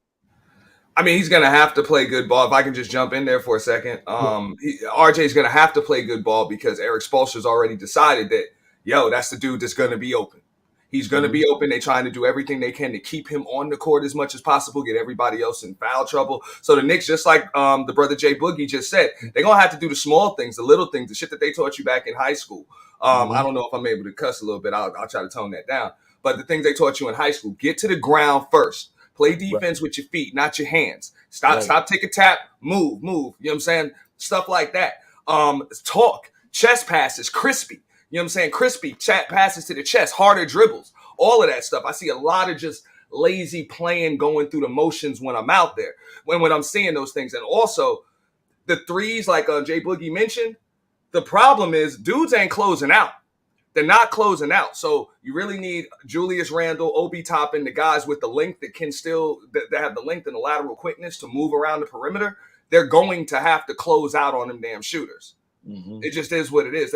There are some really, really bad closeouts. I don't know if it's a bad zone. They're not talking on defense. They're not really switching the way they're supposed to. They're not helping the helper. It's a lot of stuff that I'm seeing just as a basketball fan that they're going to need a lot of work with that. And to be honest, Thibodeau can't even coach that because this stuff you're supposed to learn in high school. This is stuff he's supposed to right. And also putting it back up. No, I'm sorry. Go ahead, Uncle. I didn't want to cut you off. No. When some of this like the stuff that the auntie is talking about is I feel like he's exactly right in the respect that some of this stuff, like the fundamental stuff, like Kyle Lowry diving on a loose ball and Obi Toppin is standing over him watching. That's stuff you learn in middle school. Now listen, I know a lot of people are in here from Queens, a lot of people from Brooklyn, but in New Jersey, we learn how to play basketball. We value the basketball, bro. If that basketball is loose, it's either ours or nobody's. Yep. You feel me? It's either the 50-50 balls, and I'm not throwing shade at you know what I'm saying, I'm trolling a little bit. But the thing is loose balls, long rebounds, all these things, it's as simple as you have to want it more than them. You know, and if you don't want it more than them, somebody's got to call you out on it. Right. You know what I'm saying? Like, yo, it's a loose ball. Yo, I listen. Here's the thing. Here's the thing. One of the things that I saw Quentin Grimes and RJ Barrett running towards a loose ball, and nobody knew which way the referee was going to call it, and they watched the ball go out of bounds. They're like, it might be ours, it might be theirs. I don't know. You know what I'm saying? And then I saw a similar play in the same game, same situation. Jalen Brunson watching that ball go out of bounds.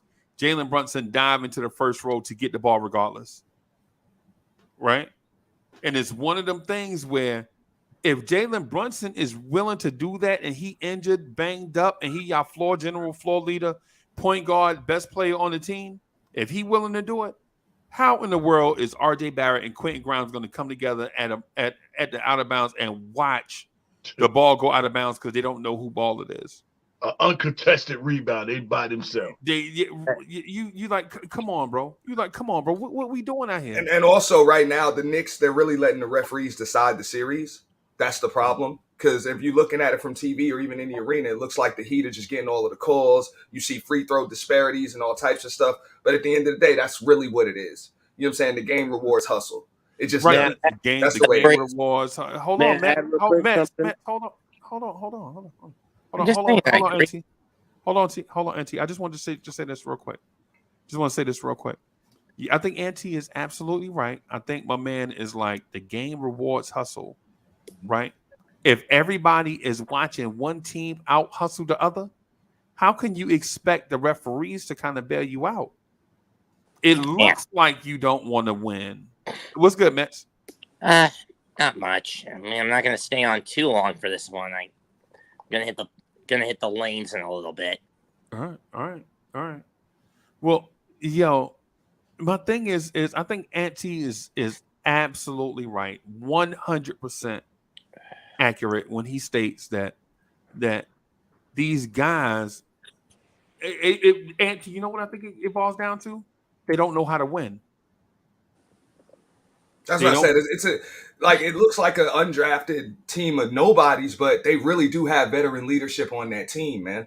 And that's really been the difference in the series. Veteran leadership, veteran coaching, great scouting report. Like, I hate this. I mean, people be like, when I come on Knicks channels and stuff, they be like, oh, you must be a Heat fan. It's like, nah, man, I call it like I see it. That's why I came up here. And I'm like, y'all are kind of calling it like you see it. I'm like, you're kind of outclassed right now. I hate to say it. But that's really what it is. Just with the eye test, that's what I see. Yeah, they got at least 7 guys worth of championship experience over there. You can't forget that Gabe. You can't forget Strauss. All of them played in the bubble championship. You know what I'm saying? Against the Lakers. So Duncan Robinson too. Yeah, all that they didn't get drafted and all that. That don't even mean nothing. Some of the most hardest workers are the ones that don't get drafted. If you give them an opportunity, they're gonna go out there. And they lucked up and got an opportunity amongst a great time organization, a great coach that realized that they could, lay things out on this table. You know what I'm saying? So you gotta applaud them, but we gotta want it. Them guys over there, they want it. You know what I'm saying? They don't care nothing about being the AC. You know what I'm saying? They don't care about being one game away from being eliminated for them play-in. They don't care about, you know what I'm saying, playing in Milwaukee. They don't care nothing about going to Madison Square Garden. They don't care nothing about none of that. They're going to go out there and play like the game Utah. Remember in the days in the park, used to play Utah. Be like 10, 15 guys. All them guys in there going hard because they playing hard for themselves. This is what the Knicks need to do. All them guys need to play hard for themselves. And when they play hard for themselves, that means they playing hard for the team and everything else, man. I don't want to see nothing but a W tonight, man. Nothing but a W. Everybody on this podcast deserve it. The chat deserve it. The fan base, the organization, even the guys that's on that team, they deserve it themselves to have a win tonight. You know what I'm saying? Because for real, we really beat ourselves this whole series. You know what I'm saying? Not shooting the ball well, not getting to the 50-50 balls and all that. We beat ourselves. They really have not deep down beat us, but they experience beat us. You know what I'm saying? They know how to win game, and they coach know how to make coaching plays when you least expect it. Tom, when you up there and your pants are sagging, and you up there by the check-in box, and you just watching the game instead of trying to figure out the game. Eric is looking at the game to figure out what's the next move. He's catching, and you still playing checkers. You think somebody gonna jump you? Nah, he's trying to get your queen, and the queen is the New York Knicks, man. I was interject. I mean, all of J Boogie's points are valid, except I think that Eric Spoelstra is playing Chinese checkers, where the goal is just to get to the other side of the board, as opposed to just playing as opposed to playing chess. And yes, Thibodeau is still playing run-of-the-mill checkers. That said, let me ask a question. Even if, say, Chicago had won, would we be in the same situation? I mean, I know, throw hypotheticals out the window, but if Chicago was in this spot, will we be in the same situation? Probably. I mean, long shot, but still probably. I was gonna say, what's your deeper point to that though? Even if Chicago was in this situation, what's your deeper point to that? My point is, we'd still be taking the Bulls just as likely as we took the Heat. Okay. Yeah, I don't know. I think we took teams lightly too. I feel that way strongly. I feel like we definitely took this team lightly, but I also feel like, man, bro, this team just don't know how to win. You know what I'm saying? Go ahead, bro. No, I'm sorry. I keep trying to not jump into anybody, but just to stay on topic real quick, that all the Knicks got to really do is focus on the rebounding and just putting it back up, as opposed to doing 3 or 4 attempts on the three-pointers. Because there's been enough times Randle will go for a three, Hart will get it, he'll kick it back out. Cut that down. Play like Ant said, like old school play old school basketball, go right back up, get the fouls, talk to each other, start communicating. We do that, then Miami ain't got a chance. Okay. But that's the problem. We got so many players who are so one-track minded. Well, I don't think I'm not going to put it all on the players, just like the brother said. Like, it's just a lack of experience. They really don't understand how to kind of buck down. Because also keep in mind, like, this situation was, I don't think anybody expected this right here. Like, if you would have said 3 months ago, look, the Knicks are going to get to the second round, they're going to go 6 games. We'd have been like, look, the season's a success with this team that we have. You got to know, like, if you were realistic, you knew chances are they wasn't going to go to the finals. If they got to the conference finals, would be fortunate. Chances are we was going to be playing the number 1 seed in the second round. So if we got to 6 games in the second round, we did good. But then the 1 seed got knocked off. Now we dealing with an 8 seed. Now it seems like it's disappointing. Now we want a little bit more. So keep in mind, this is still the team that we expected to go 6 or 7 games in the second round as a successful season. You know what I'm saying? Or the successful into the season. Maybe even will their way to the conference finals or something. You know what I'm saying? But let's keep it real. Did we really expect this team to go past that point? That's a good question. Did you really expect your 5-seeded Knicks to go past that point? Let's be realistic. Is that how you feeling? This is why I don't go to a lot of Knicks channels, because they really do believe that we don't win a championship every year. Let's go, Ante. Let's go, Ante. Is that how you feeling though? Like is that what you? No, well, we know we need another piece to the puzzle. Like, we know that. That's why we got all these draft picks hoarded. That's why we got Julius Randle with this big contract. It's going to be a nice salary dump if we need to. That's why we've been showcasing these dudes. Julius Randle's making 23 and a half, million a year, and with unlikely or some likely and some unlikely salary bonuses. So it's not like Randle's making $40 million. No, it's not a super huge jump, but it's it's enough that you can package in with a draft pick and some other No, guys I'm just wary of the word early big. contracts. I'm just wary of the word big what it contract. is that you need. Right. And big then contract is not what I'm only wary that, of. we're now making New York an attractive place where people want to go. People are willing to force their way out of places and say, look, I want to go to New York. Free agents, after Brunson signed in free agency, now other free agents are likely going to want to come to the Knicks. They see spots where they can help. So we have the pieces that we need to make the moves that we need. We just need to let the front office and GMs do their thing. But let's keep it real. This team is presently constructed. Who really expected them to win a championship, man? Not really. That has to do a whole lot with our fans, and we don't forget a whole lot. You know, before the season even started, you know, we was all up on the show, and you know, we was talking about how much we really needed a point guard, and a lot of people have forgotten the steps that we are taking. We have gotten a point guard. We have somebody on the floor this season. That was a major step for us. You know what I'm saying? And like you just said, we're not looking for a championship. But some of us, you know what I'm saying, they feel like because we're right here, you know what I'm saying, they want more. Okay, I get it. But if you want more and it's not going that way, don't forget the course that's what's got us here. We started with a point guard. That's step number one.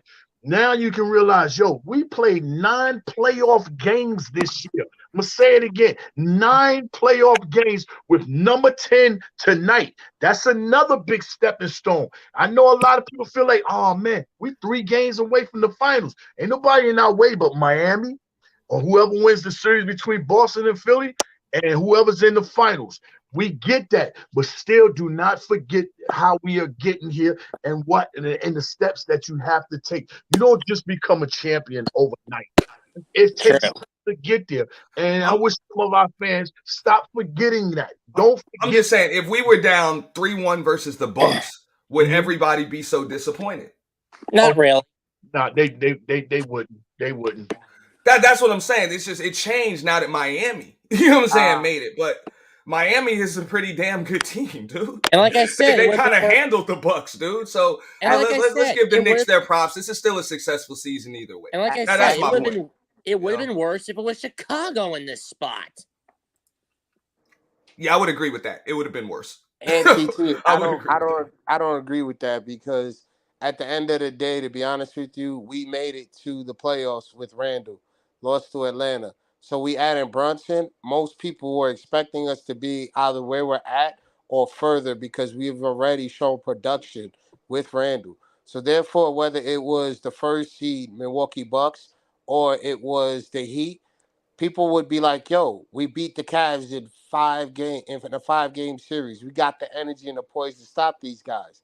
So either way you look at it, people were expecting us to still be past the first round, regardless of who it is, heading to the Eastern Conference Final.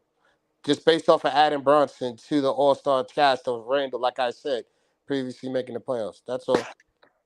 Bro, as a Knicks fan, diehard Knicks fan, bro, we got a right to have all of them expectations. I just say let's be realistic.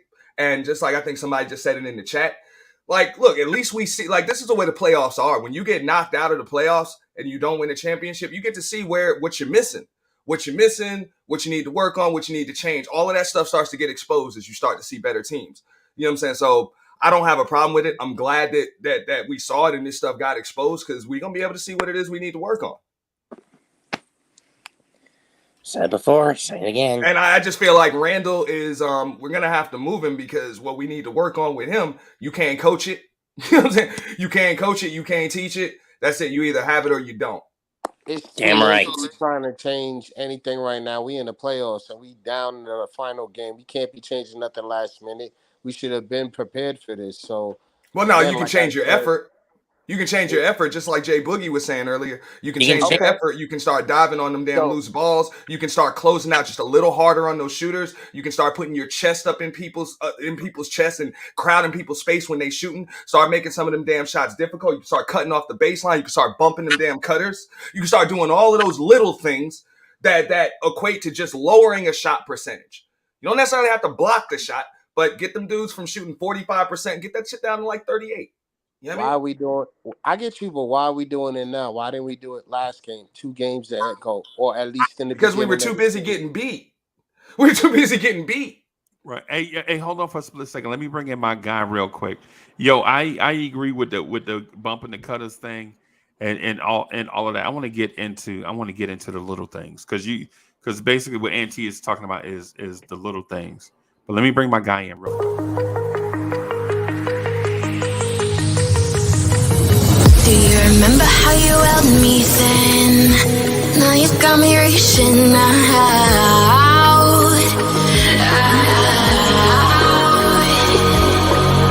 And do you see you got me falling in more times than I can get out?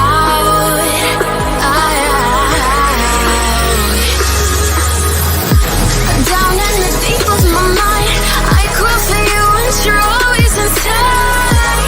Down in the deep of my mind, how long do I got to keep you, to keep you? Down in the deep of my mind, I crawl for you and you're always inside. Down in the deep of my mind, trying so hard not to keep you, to keep you. Hey, y'all remember Kung Fu the Legend? That was my thing. Yeah, man. I'm dusting off one of my tools for tonight.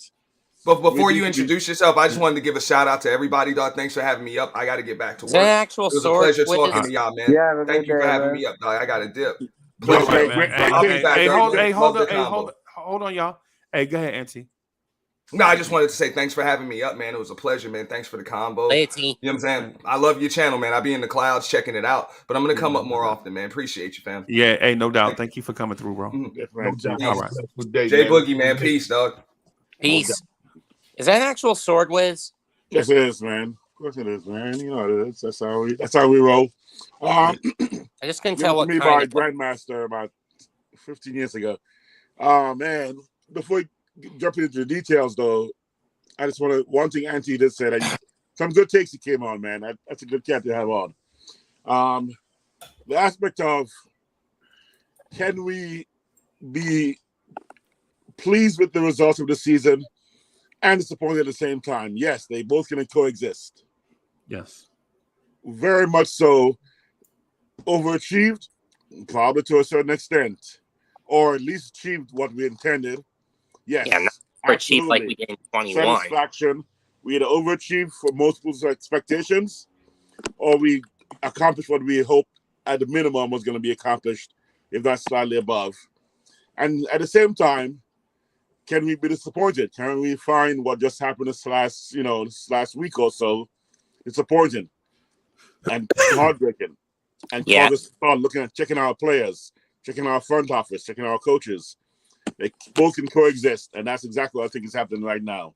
Is that we all were happy and pleased with the fact that we made the playoffs.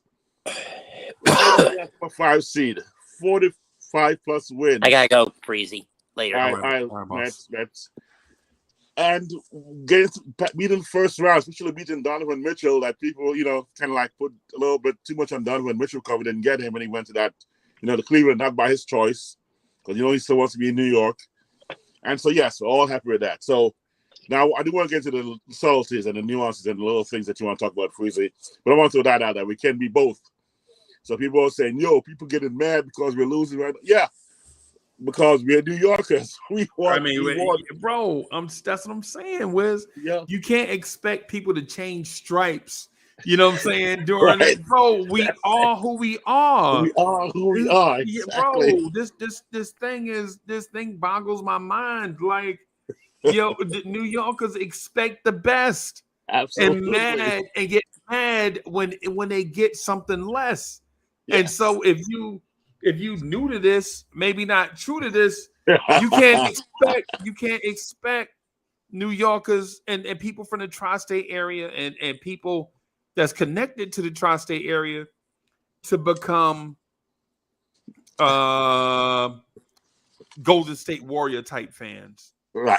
Well, exactly. We'll wait patiently for 50,000 years until we get good and then we'll go crazy when we good, and then when we bad, we'll just go back to nah. Exactly. It's not that, bro. We not Portland, bro. No disrespect to Portland, no disrespect to Portland, but I know people from Portland, bro. they mad laid back with the, you know what I'm saying? Exactly. You know what I'm saying? I know Portland is like Portland is like a king-sized Mount Vernon. Anybody ever been? Y'all know Mount Vernon? Y'all know what I'm talking about? Like, king-sized Mount Vernon. You know what I'm saying? So and then everybody in the tri-state area has this mentality of like East New York, Brooklyn. Right. You know what I'm saying? Everybody got that type of mentality, especially when it comes to sports, bro. It's either you win a championship or you suck. Right? So we always moving in this thing like, yo, we need better all the time. That's why when the Knicks moved the goalpost, because the Knicks moved the goalpost, we didn't. When the Knicks moved the goalpost, we was right there with them getting you. Hey man, we like where y'all just put them goalposts, bro. We gonna rock with y'all. You know what I'm saying? Like when the Knicks won that, when the Knicks started looking like a playoff team. Y'all remember? Hey, I remember. No lie. I remember doing a Knicks freestyle. The Knicks were the 9th team in the East. Right? We was doing a Knicks freestyle, and Free Keith was like, "Come on, man. Yo, we got to be patient. The front office." And I was throwing jabs out there about the soft tank. You know, they're like, "Yo, I'm saying the soft, blah, blah, blah." And then all of a sudden, the Knicks kept rising in the standings, and so as the details changed, the conversation changed.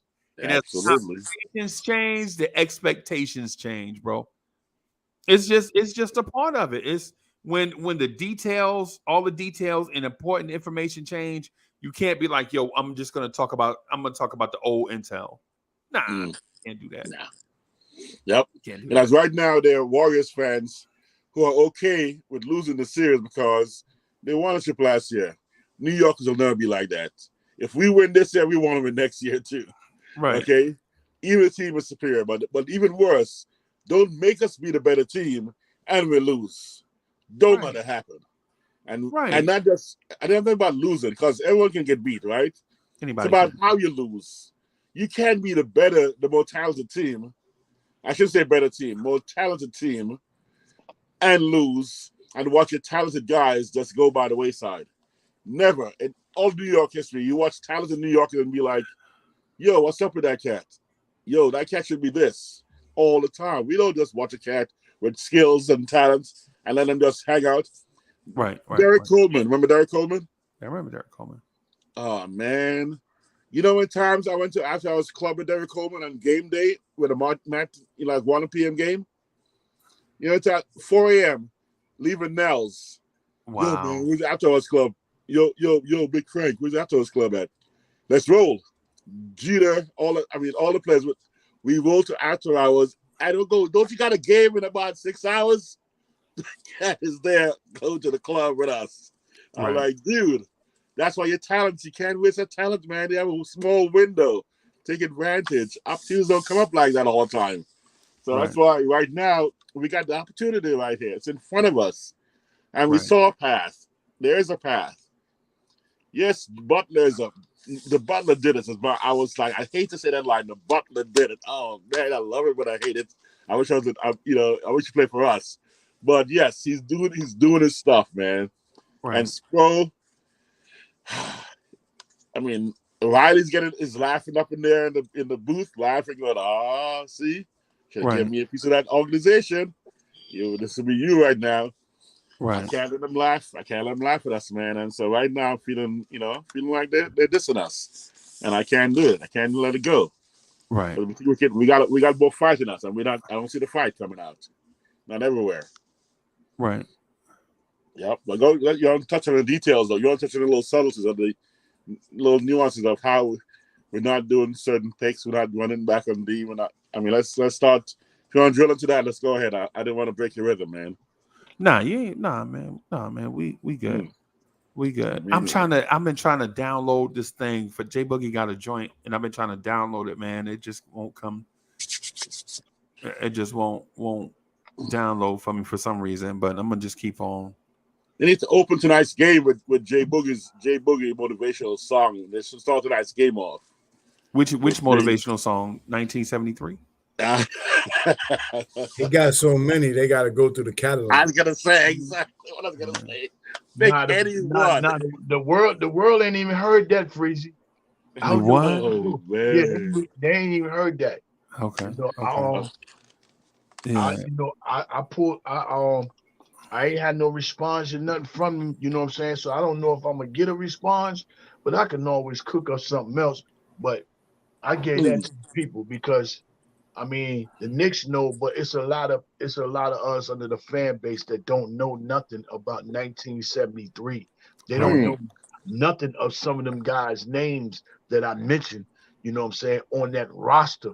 They really don't know and understand about the 50 years is actually today. You know what I'm saying?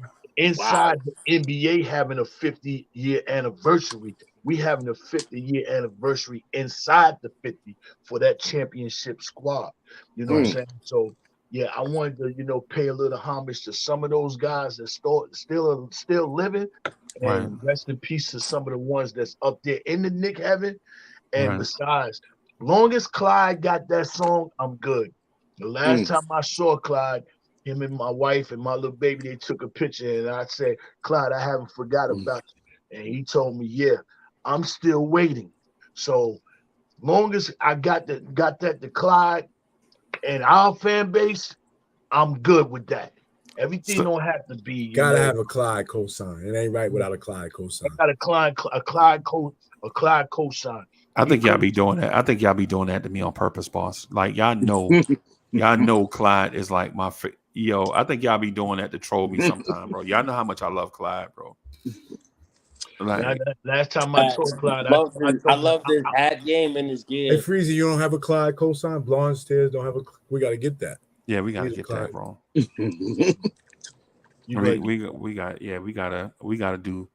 We got to get something. The two, like, it's several people in Knicks universe, bro.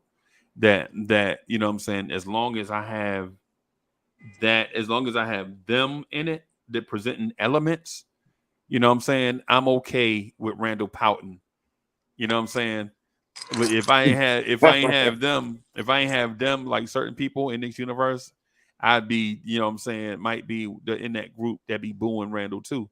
You know what I'm saying? But I still got Clyde, you know what I'm saying, with the assist with Mike Breen calling games and all of that, and some others, bro. It's I think I'm in a great spot, you know what I'm saying, in terms of understanding where we are as a fan base and what we looking forward to in the future, and in retrospect, the things that kind of helped us get through. So I mean, I personally I'm in that good space, but that 1973, like that was, you know what I'm saying, the aforementioned 1973, bro, ain't nothing better than that. Ain't nothing better than that, man. It's yeah, championships seem like they solve every. The best thing to wash off the scent of losing is that championship champagne. It washed everything away. You know what I'm saying? Hey, I talked to AD this morning. AD told me this morning, he said, Boogie, yo, thank you. He said, yo, I played that thing by 8 times straight. Back to back. No breaks. Back to back. Boogie, thank you. But just the GI, it's the type song for you, like, when you get ready to go playing that championship course, you get ready to have that championship day, the ritual you go through to get your mind right, you know what I'm saying, to get you really prepared, focused. That's what that track is. Yo, that AD though, that was perfect. Hey yo, Boogie. And you know he old school Knicks to his heart, bro. Yo, Boogie, I appreciate that, Boogie. I told AD and Freezie, I really wanted them to do that song on the old school show, but I was like in dealings with these people about the song, and wanting them to go ahead and pay homage to them guys, because also I got a high school coach, his name Ron DeClario. He was the ball boy. I already shared that story, but I actually wanted them to to drop it on old school Sunday, because that's really like down 80 and Freezie's lane, you know what I'm saying? Yeah. And along with that old school fan base. But being that it took so long dealing with them, the date, which is today, came about. So I'm like, shoot, I'm still gonna give it to Freezie, you know what I'm saying? Let him, do his one. We're gonna try to get it up, man. The foul is something I did. I made an error somewhere, right? So it's my fault. I made an error somewhere. I've been working on it behind the scenes. I think I tried to dress it up too much, like put too much on it. You know how you kind of overdo it sometimes. Right. I think that may be what I did to it. So I'm just gonna try to simplify it.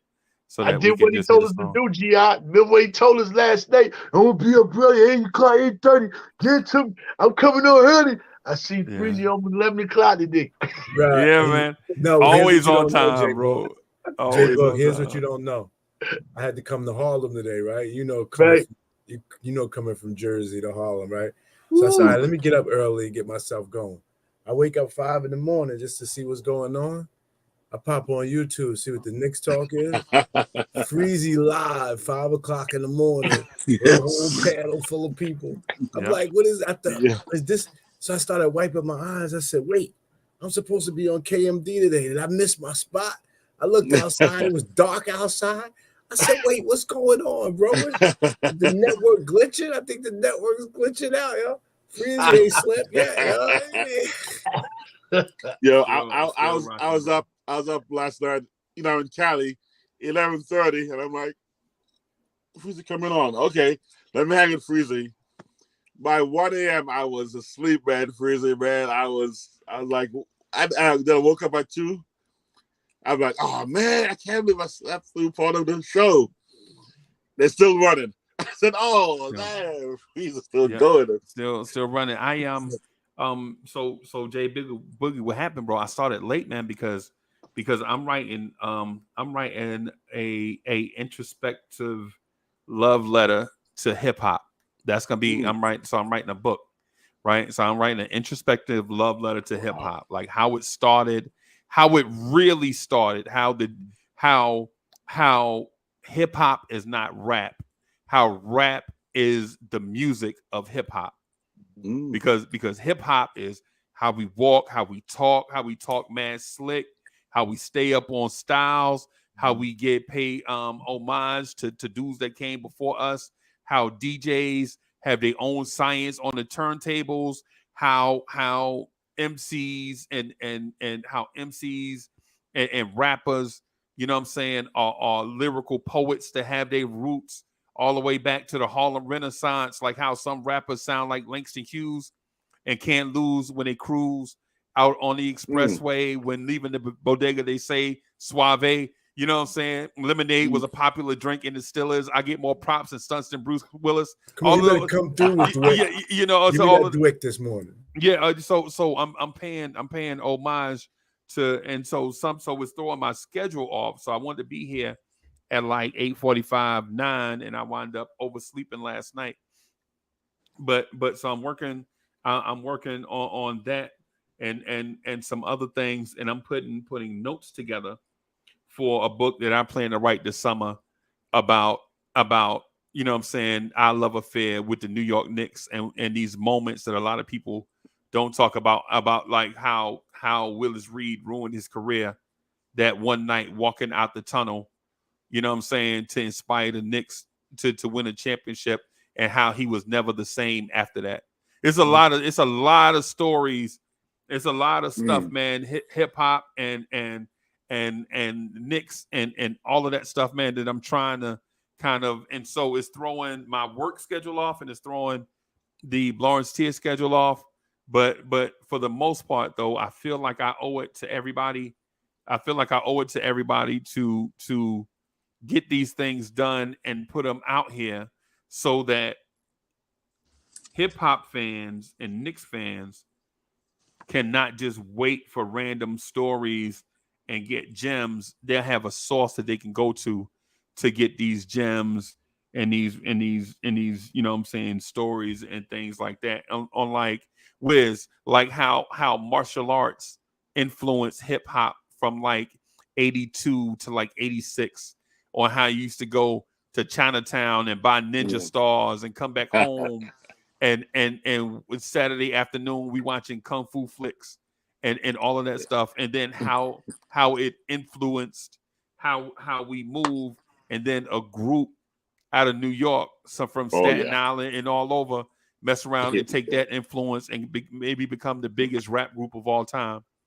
So it's like a lot of that stuff, man. I'm working on. Y'all know I'm talking about the Wu-Tang Clan. I was gonna say, y'all cut that out. Y'all cut that out. Y'all know I'm talking about the Wu-Tang Clan. So, exactly. So, yeah, man. So I'm working on a bunch of things. So it's throwing my schedule off a little bit. So y'all be patient with me while I do this professionally is what I do, and it's under different pen names. And so some stuff I want y'all to read. Some stuff is not so good. So, but you know, it's basically got me behind a little bit. Y'all know the vibe. So the not so good stuff, are you suggesting is provocative? Very. You're not gonna use Bruce Lee as a pen name, are you? No. Okay, I'm going.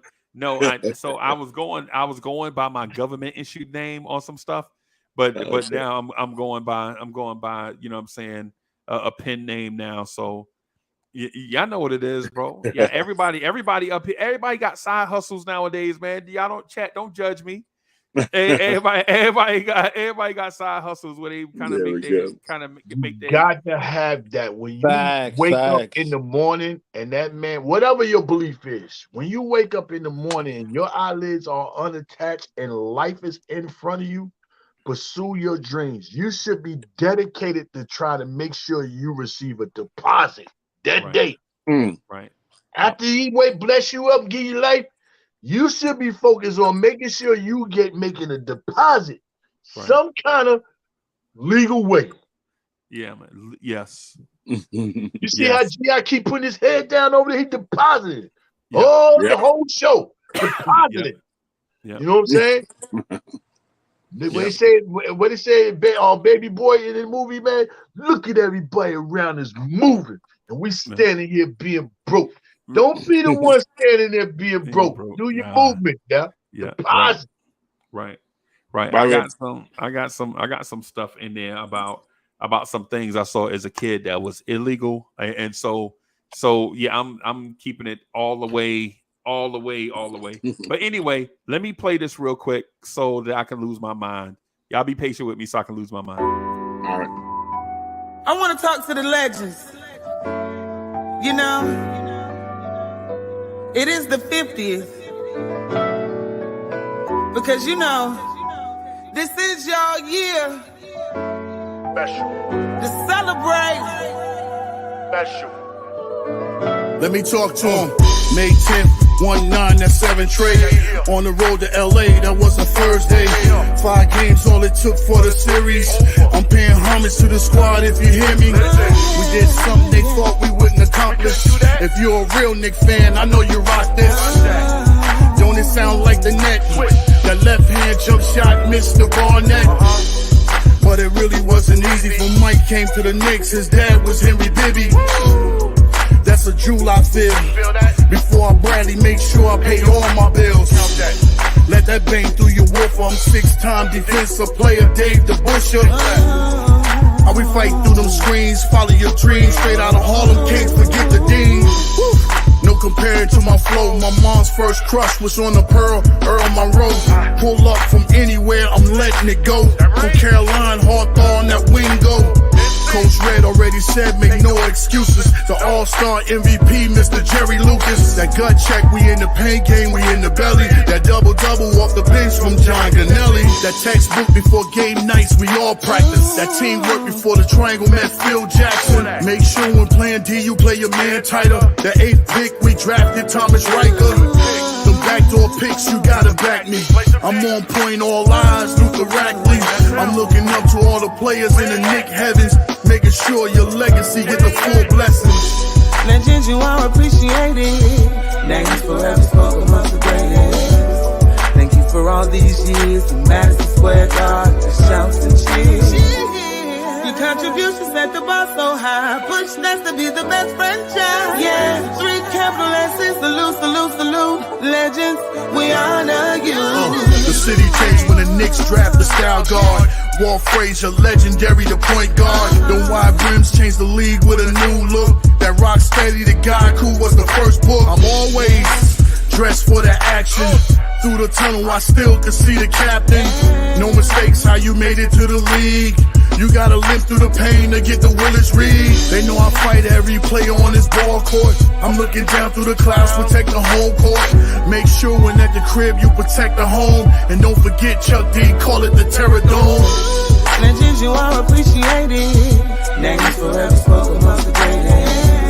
Thank you for all these years in Madison Square Garden, the shouts and cheers. Your contributions set the bar so high, pushed us to be the best franchise. Yeah, 3 capital S's, salute, salute, salute. Legends, we honor you. This is the 50s, 50s, 50s. Say this is the 50s, 50s, 50s.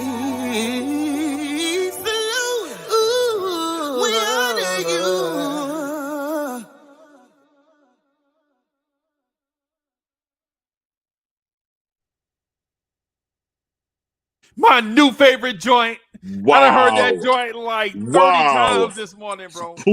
That's my new favorite joint right there. That's my new favorite joint. I got goosebumps. I got goosebumps, son. Bro, yeah, that's my new favorite joint right there. I done heard that joint like Wiz. I heard it like 40 times. Like when y'all was talking this morning, I was playing it in my ear. I was trying to make, bro, I had like a thing. Listen. For one, salute to the GOAT, J Boogie, and that lady that was singing. The whole joint is Mo Fire. You know what I'm saying? The joint was so fire, it kind of gets you lost in the moment. Like, yo, he shouted out Gianelli. Yo, yeah, people don't even know who that is. He out here shouting out Gianelli. People forgot. Yo, people forgot who that is, bro. Wow. That's like if you was to shout out. That's like if you was to shout out, say if you was to shout out Obi in 30 years, that would be like, you know what I'm saying? Like, yo, you remember Obi Toppin? Yo, I'm telling you, yo, Mo Fire. Salute to the legends. Wow. Salute to the Knicks legend, J Boogie, Knicks Universe. Salute to this thing. Salute to this thing that expresses what we want to say the way that we want to say it, with style and flair. And what I'm talking about, y'all, is hip-hop. You know what I'm saying? Salute. J Boogie, yo, you don't know, like, when I heard it, I was like, holy crap, this is a radio joint right here. Man. This is a radio joint right here, bro. And even in direct shout out to your mom still, because I'm a mama's boy. And I'm glad she didn't love the same man. My mom was in love with Clyde. That's why I'm a Knicks fan. So my mom was like, Clyde. I'm like, I wonder if Clyde's my dad. I'm calling my dad. Maybe Clyde's my dad. But yo, that was dope, man. My mom, Earl the Pearl.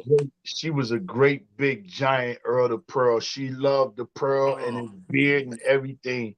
You know, my mom's used to take me to games to go see him when I was young.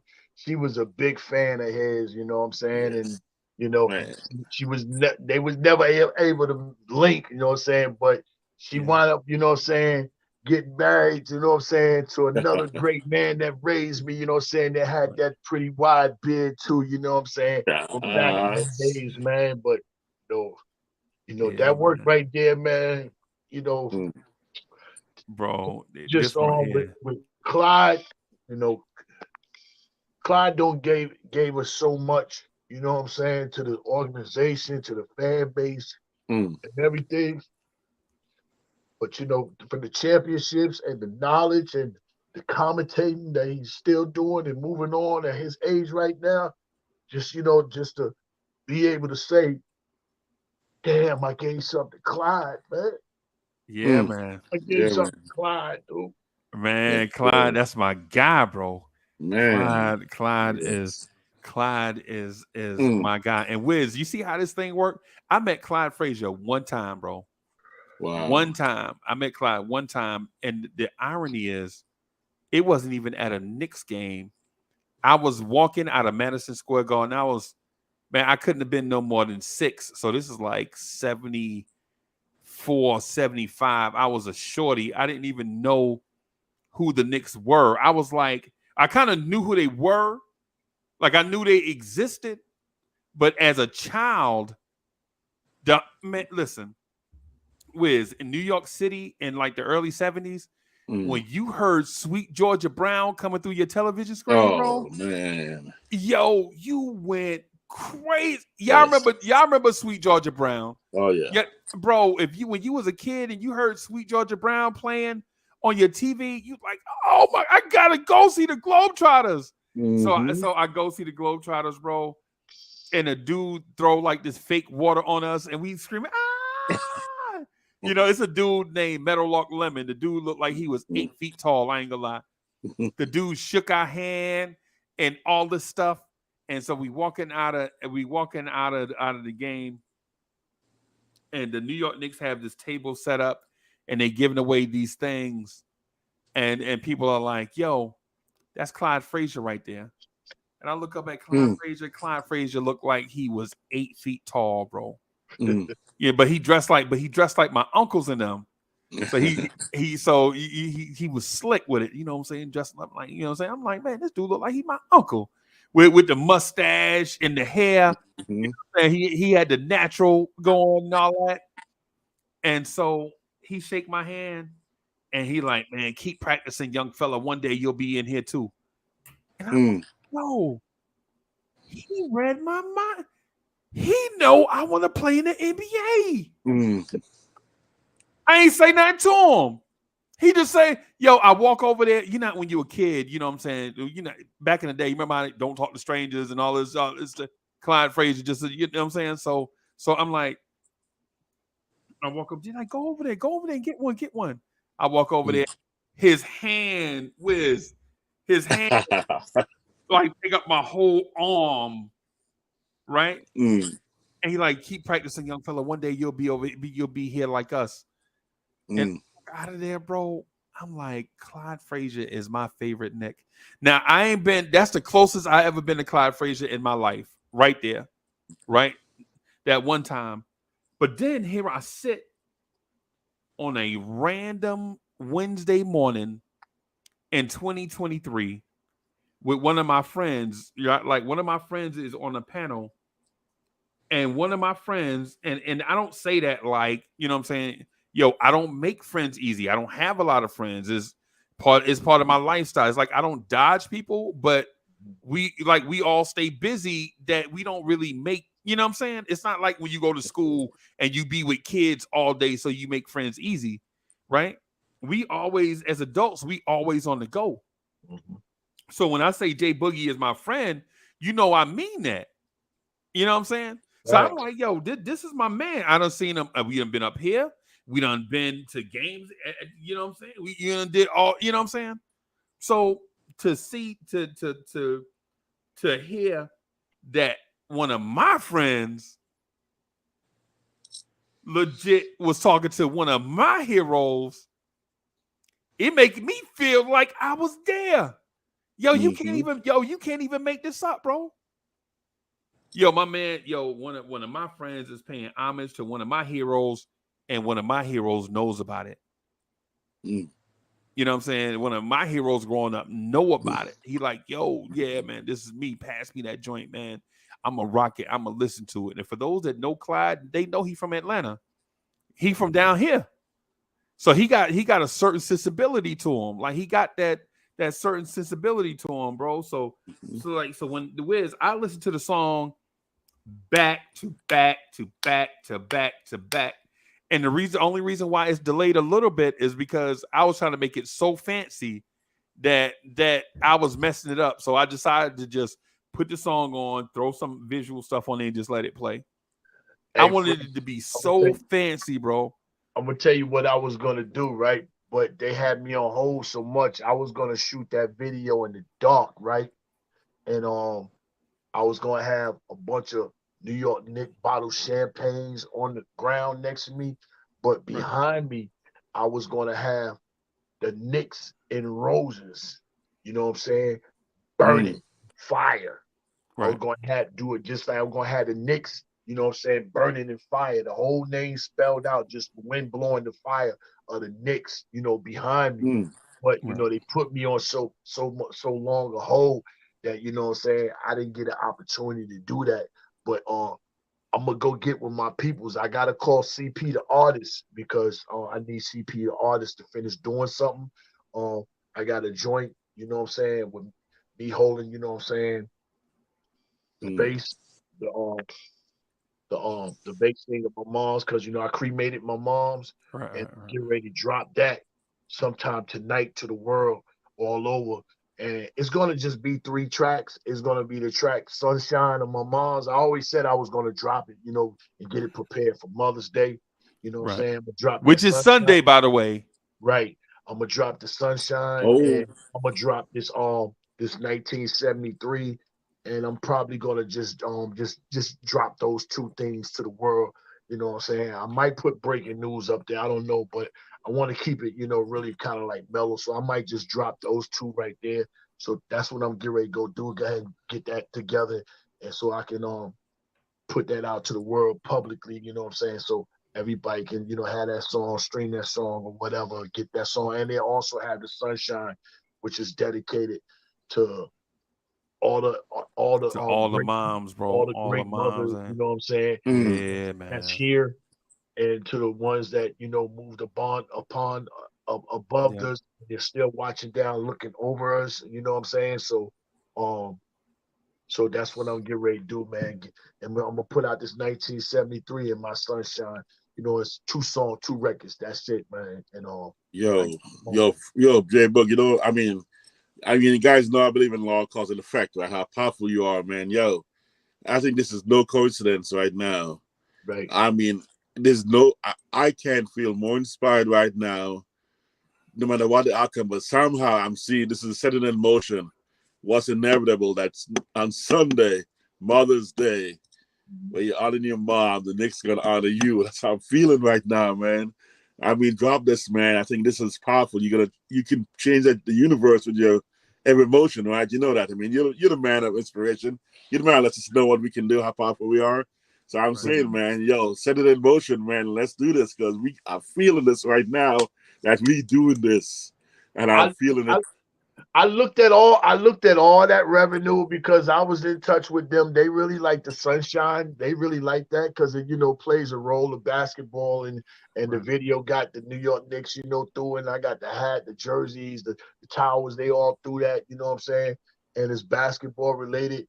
And I looked at that. Only thing about it, you know what I'm saying? Mother's Day is Sunday. And we make it back to Game 7 is scheduled for Monday. Right. It's scheduled for Monday. That's right. It's scheduled for Monday. Yeah. So but that's But yo, who do we beat in 73 to get the chip? Who do we beat in 73 to get a chip? The Lakers. You know, Freeze. Exactly. Okay. I'm just saying. You think the Nuggets don't have a chance? You say what? You think what? The Nuggets don't have a chance. No, they got a chance. They got a chance. Oh, I think I'm gonna say this real quick, and I'm gonna hop off. I think it's getting ready to be a battle of the big men. We haven't seen that in a long time. I think it's gonna be a big man championship. You get ready to be able to see big man basketball. I think it's gonna be Joker against Embiid. Right. That's what I believe. Wow. Okay. Uncle Freezie, I gotta run too, but thank you, man, for having you on your show. Yeah, man, no doubt. Great time, go on, guys. Go New York, go New York, go. Yeah, man. So So on that note, man, we'll get out of here, man. I apologize, y'all, for the delay on the joint. I was just trying to be too fancy with it, and Man, so I just decided to. And it still wasn't. It still wasn't perfect, bro. But you did a great job, man. I've been over here tearing and crying the whole time over here behind the curtains. You know, while that thing was playing, man. You know, when he asked me about, I don't feel no kind of way because I don't have to hide my tears of joy and cry and all that, man. Who say a man ain't supposed to cry joyful? You can't always cry and be teared up, you know what I'm saying, about some pain. You got to have some joyful tears sometimes. Yeah. You know what I'm saying? That's health. That's growth for you. You know what I'm saying? That's how you cleanse. That's how you cleanse your body and you cleanse with good tears, man. Yeah, man. Yeah, man. Where's you know what I call it? I call it blue tears, orange tears, orange tears. Right. You know what I'm saying? That's right, baby. So every man, the older you get, the more you realize, you know what I'm saying, them eyes leaking ain't always a bad thing happening. Right. Any man I hear that ever had a daughter, you know what I'm saying? If you ever had a daughter, bro, the first time you see her, just you know what I'm saying? No doubt. Yeah, you know what I'm saying? Hop off, Freezie. I love you. I'll talk to y'all a little bit later on. All right, boss. Thank you. Let's go, Nick. Stand up, handle your business, man. Stand up. I stand in front of a Manhattan yellow cab and probably won't get the charge call. Tom, you better go do a challenge. Challenge. All right, guys. Yeah. All right. So thank y'all for watching, man, and rocking with us. And those of y'all that's watching on replay, thank y'all for watching, man. We're gonna rock and roll sometime tonight. I'm gonna jump on. I'm gonna try to get on sometime before the game and do an audio podcast joint about the significance of this game, and then we're gonna do a watch along. Nice. And whatever happens after that, we'll see. Yes. All right, Wiz. Thanks for joining me, bro. Thank y'all for watching, man. Peace, y'all. Thank you.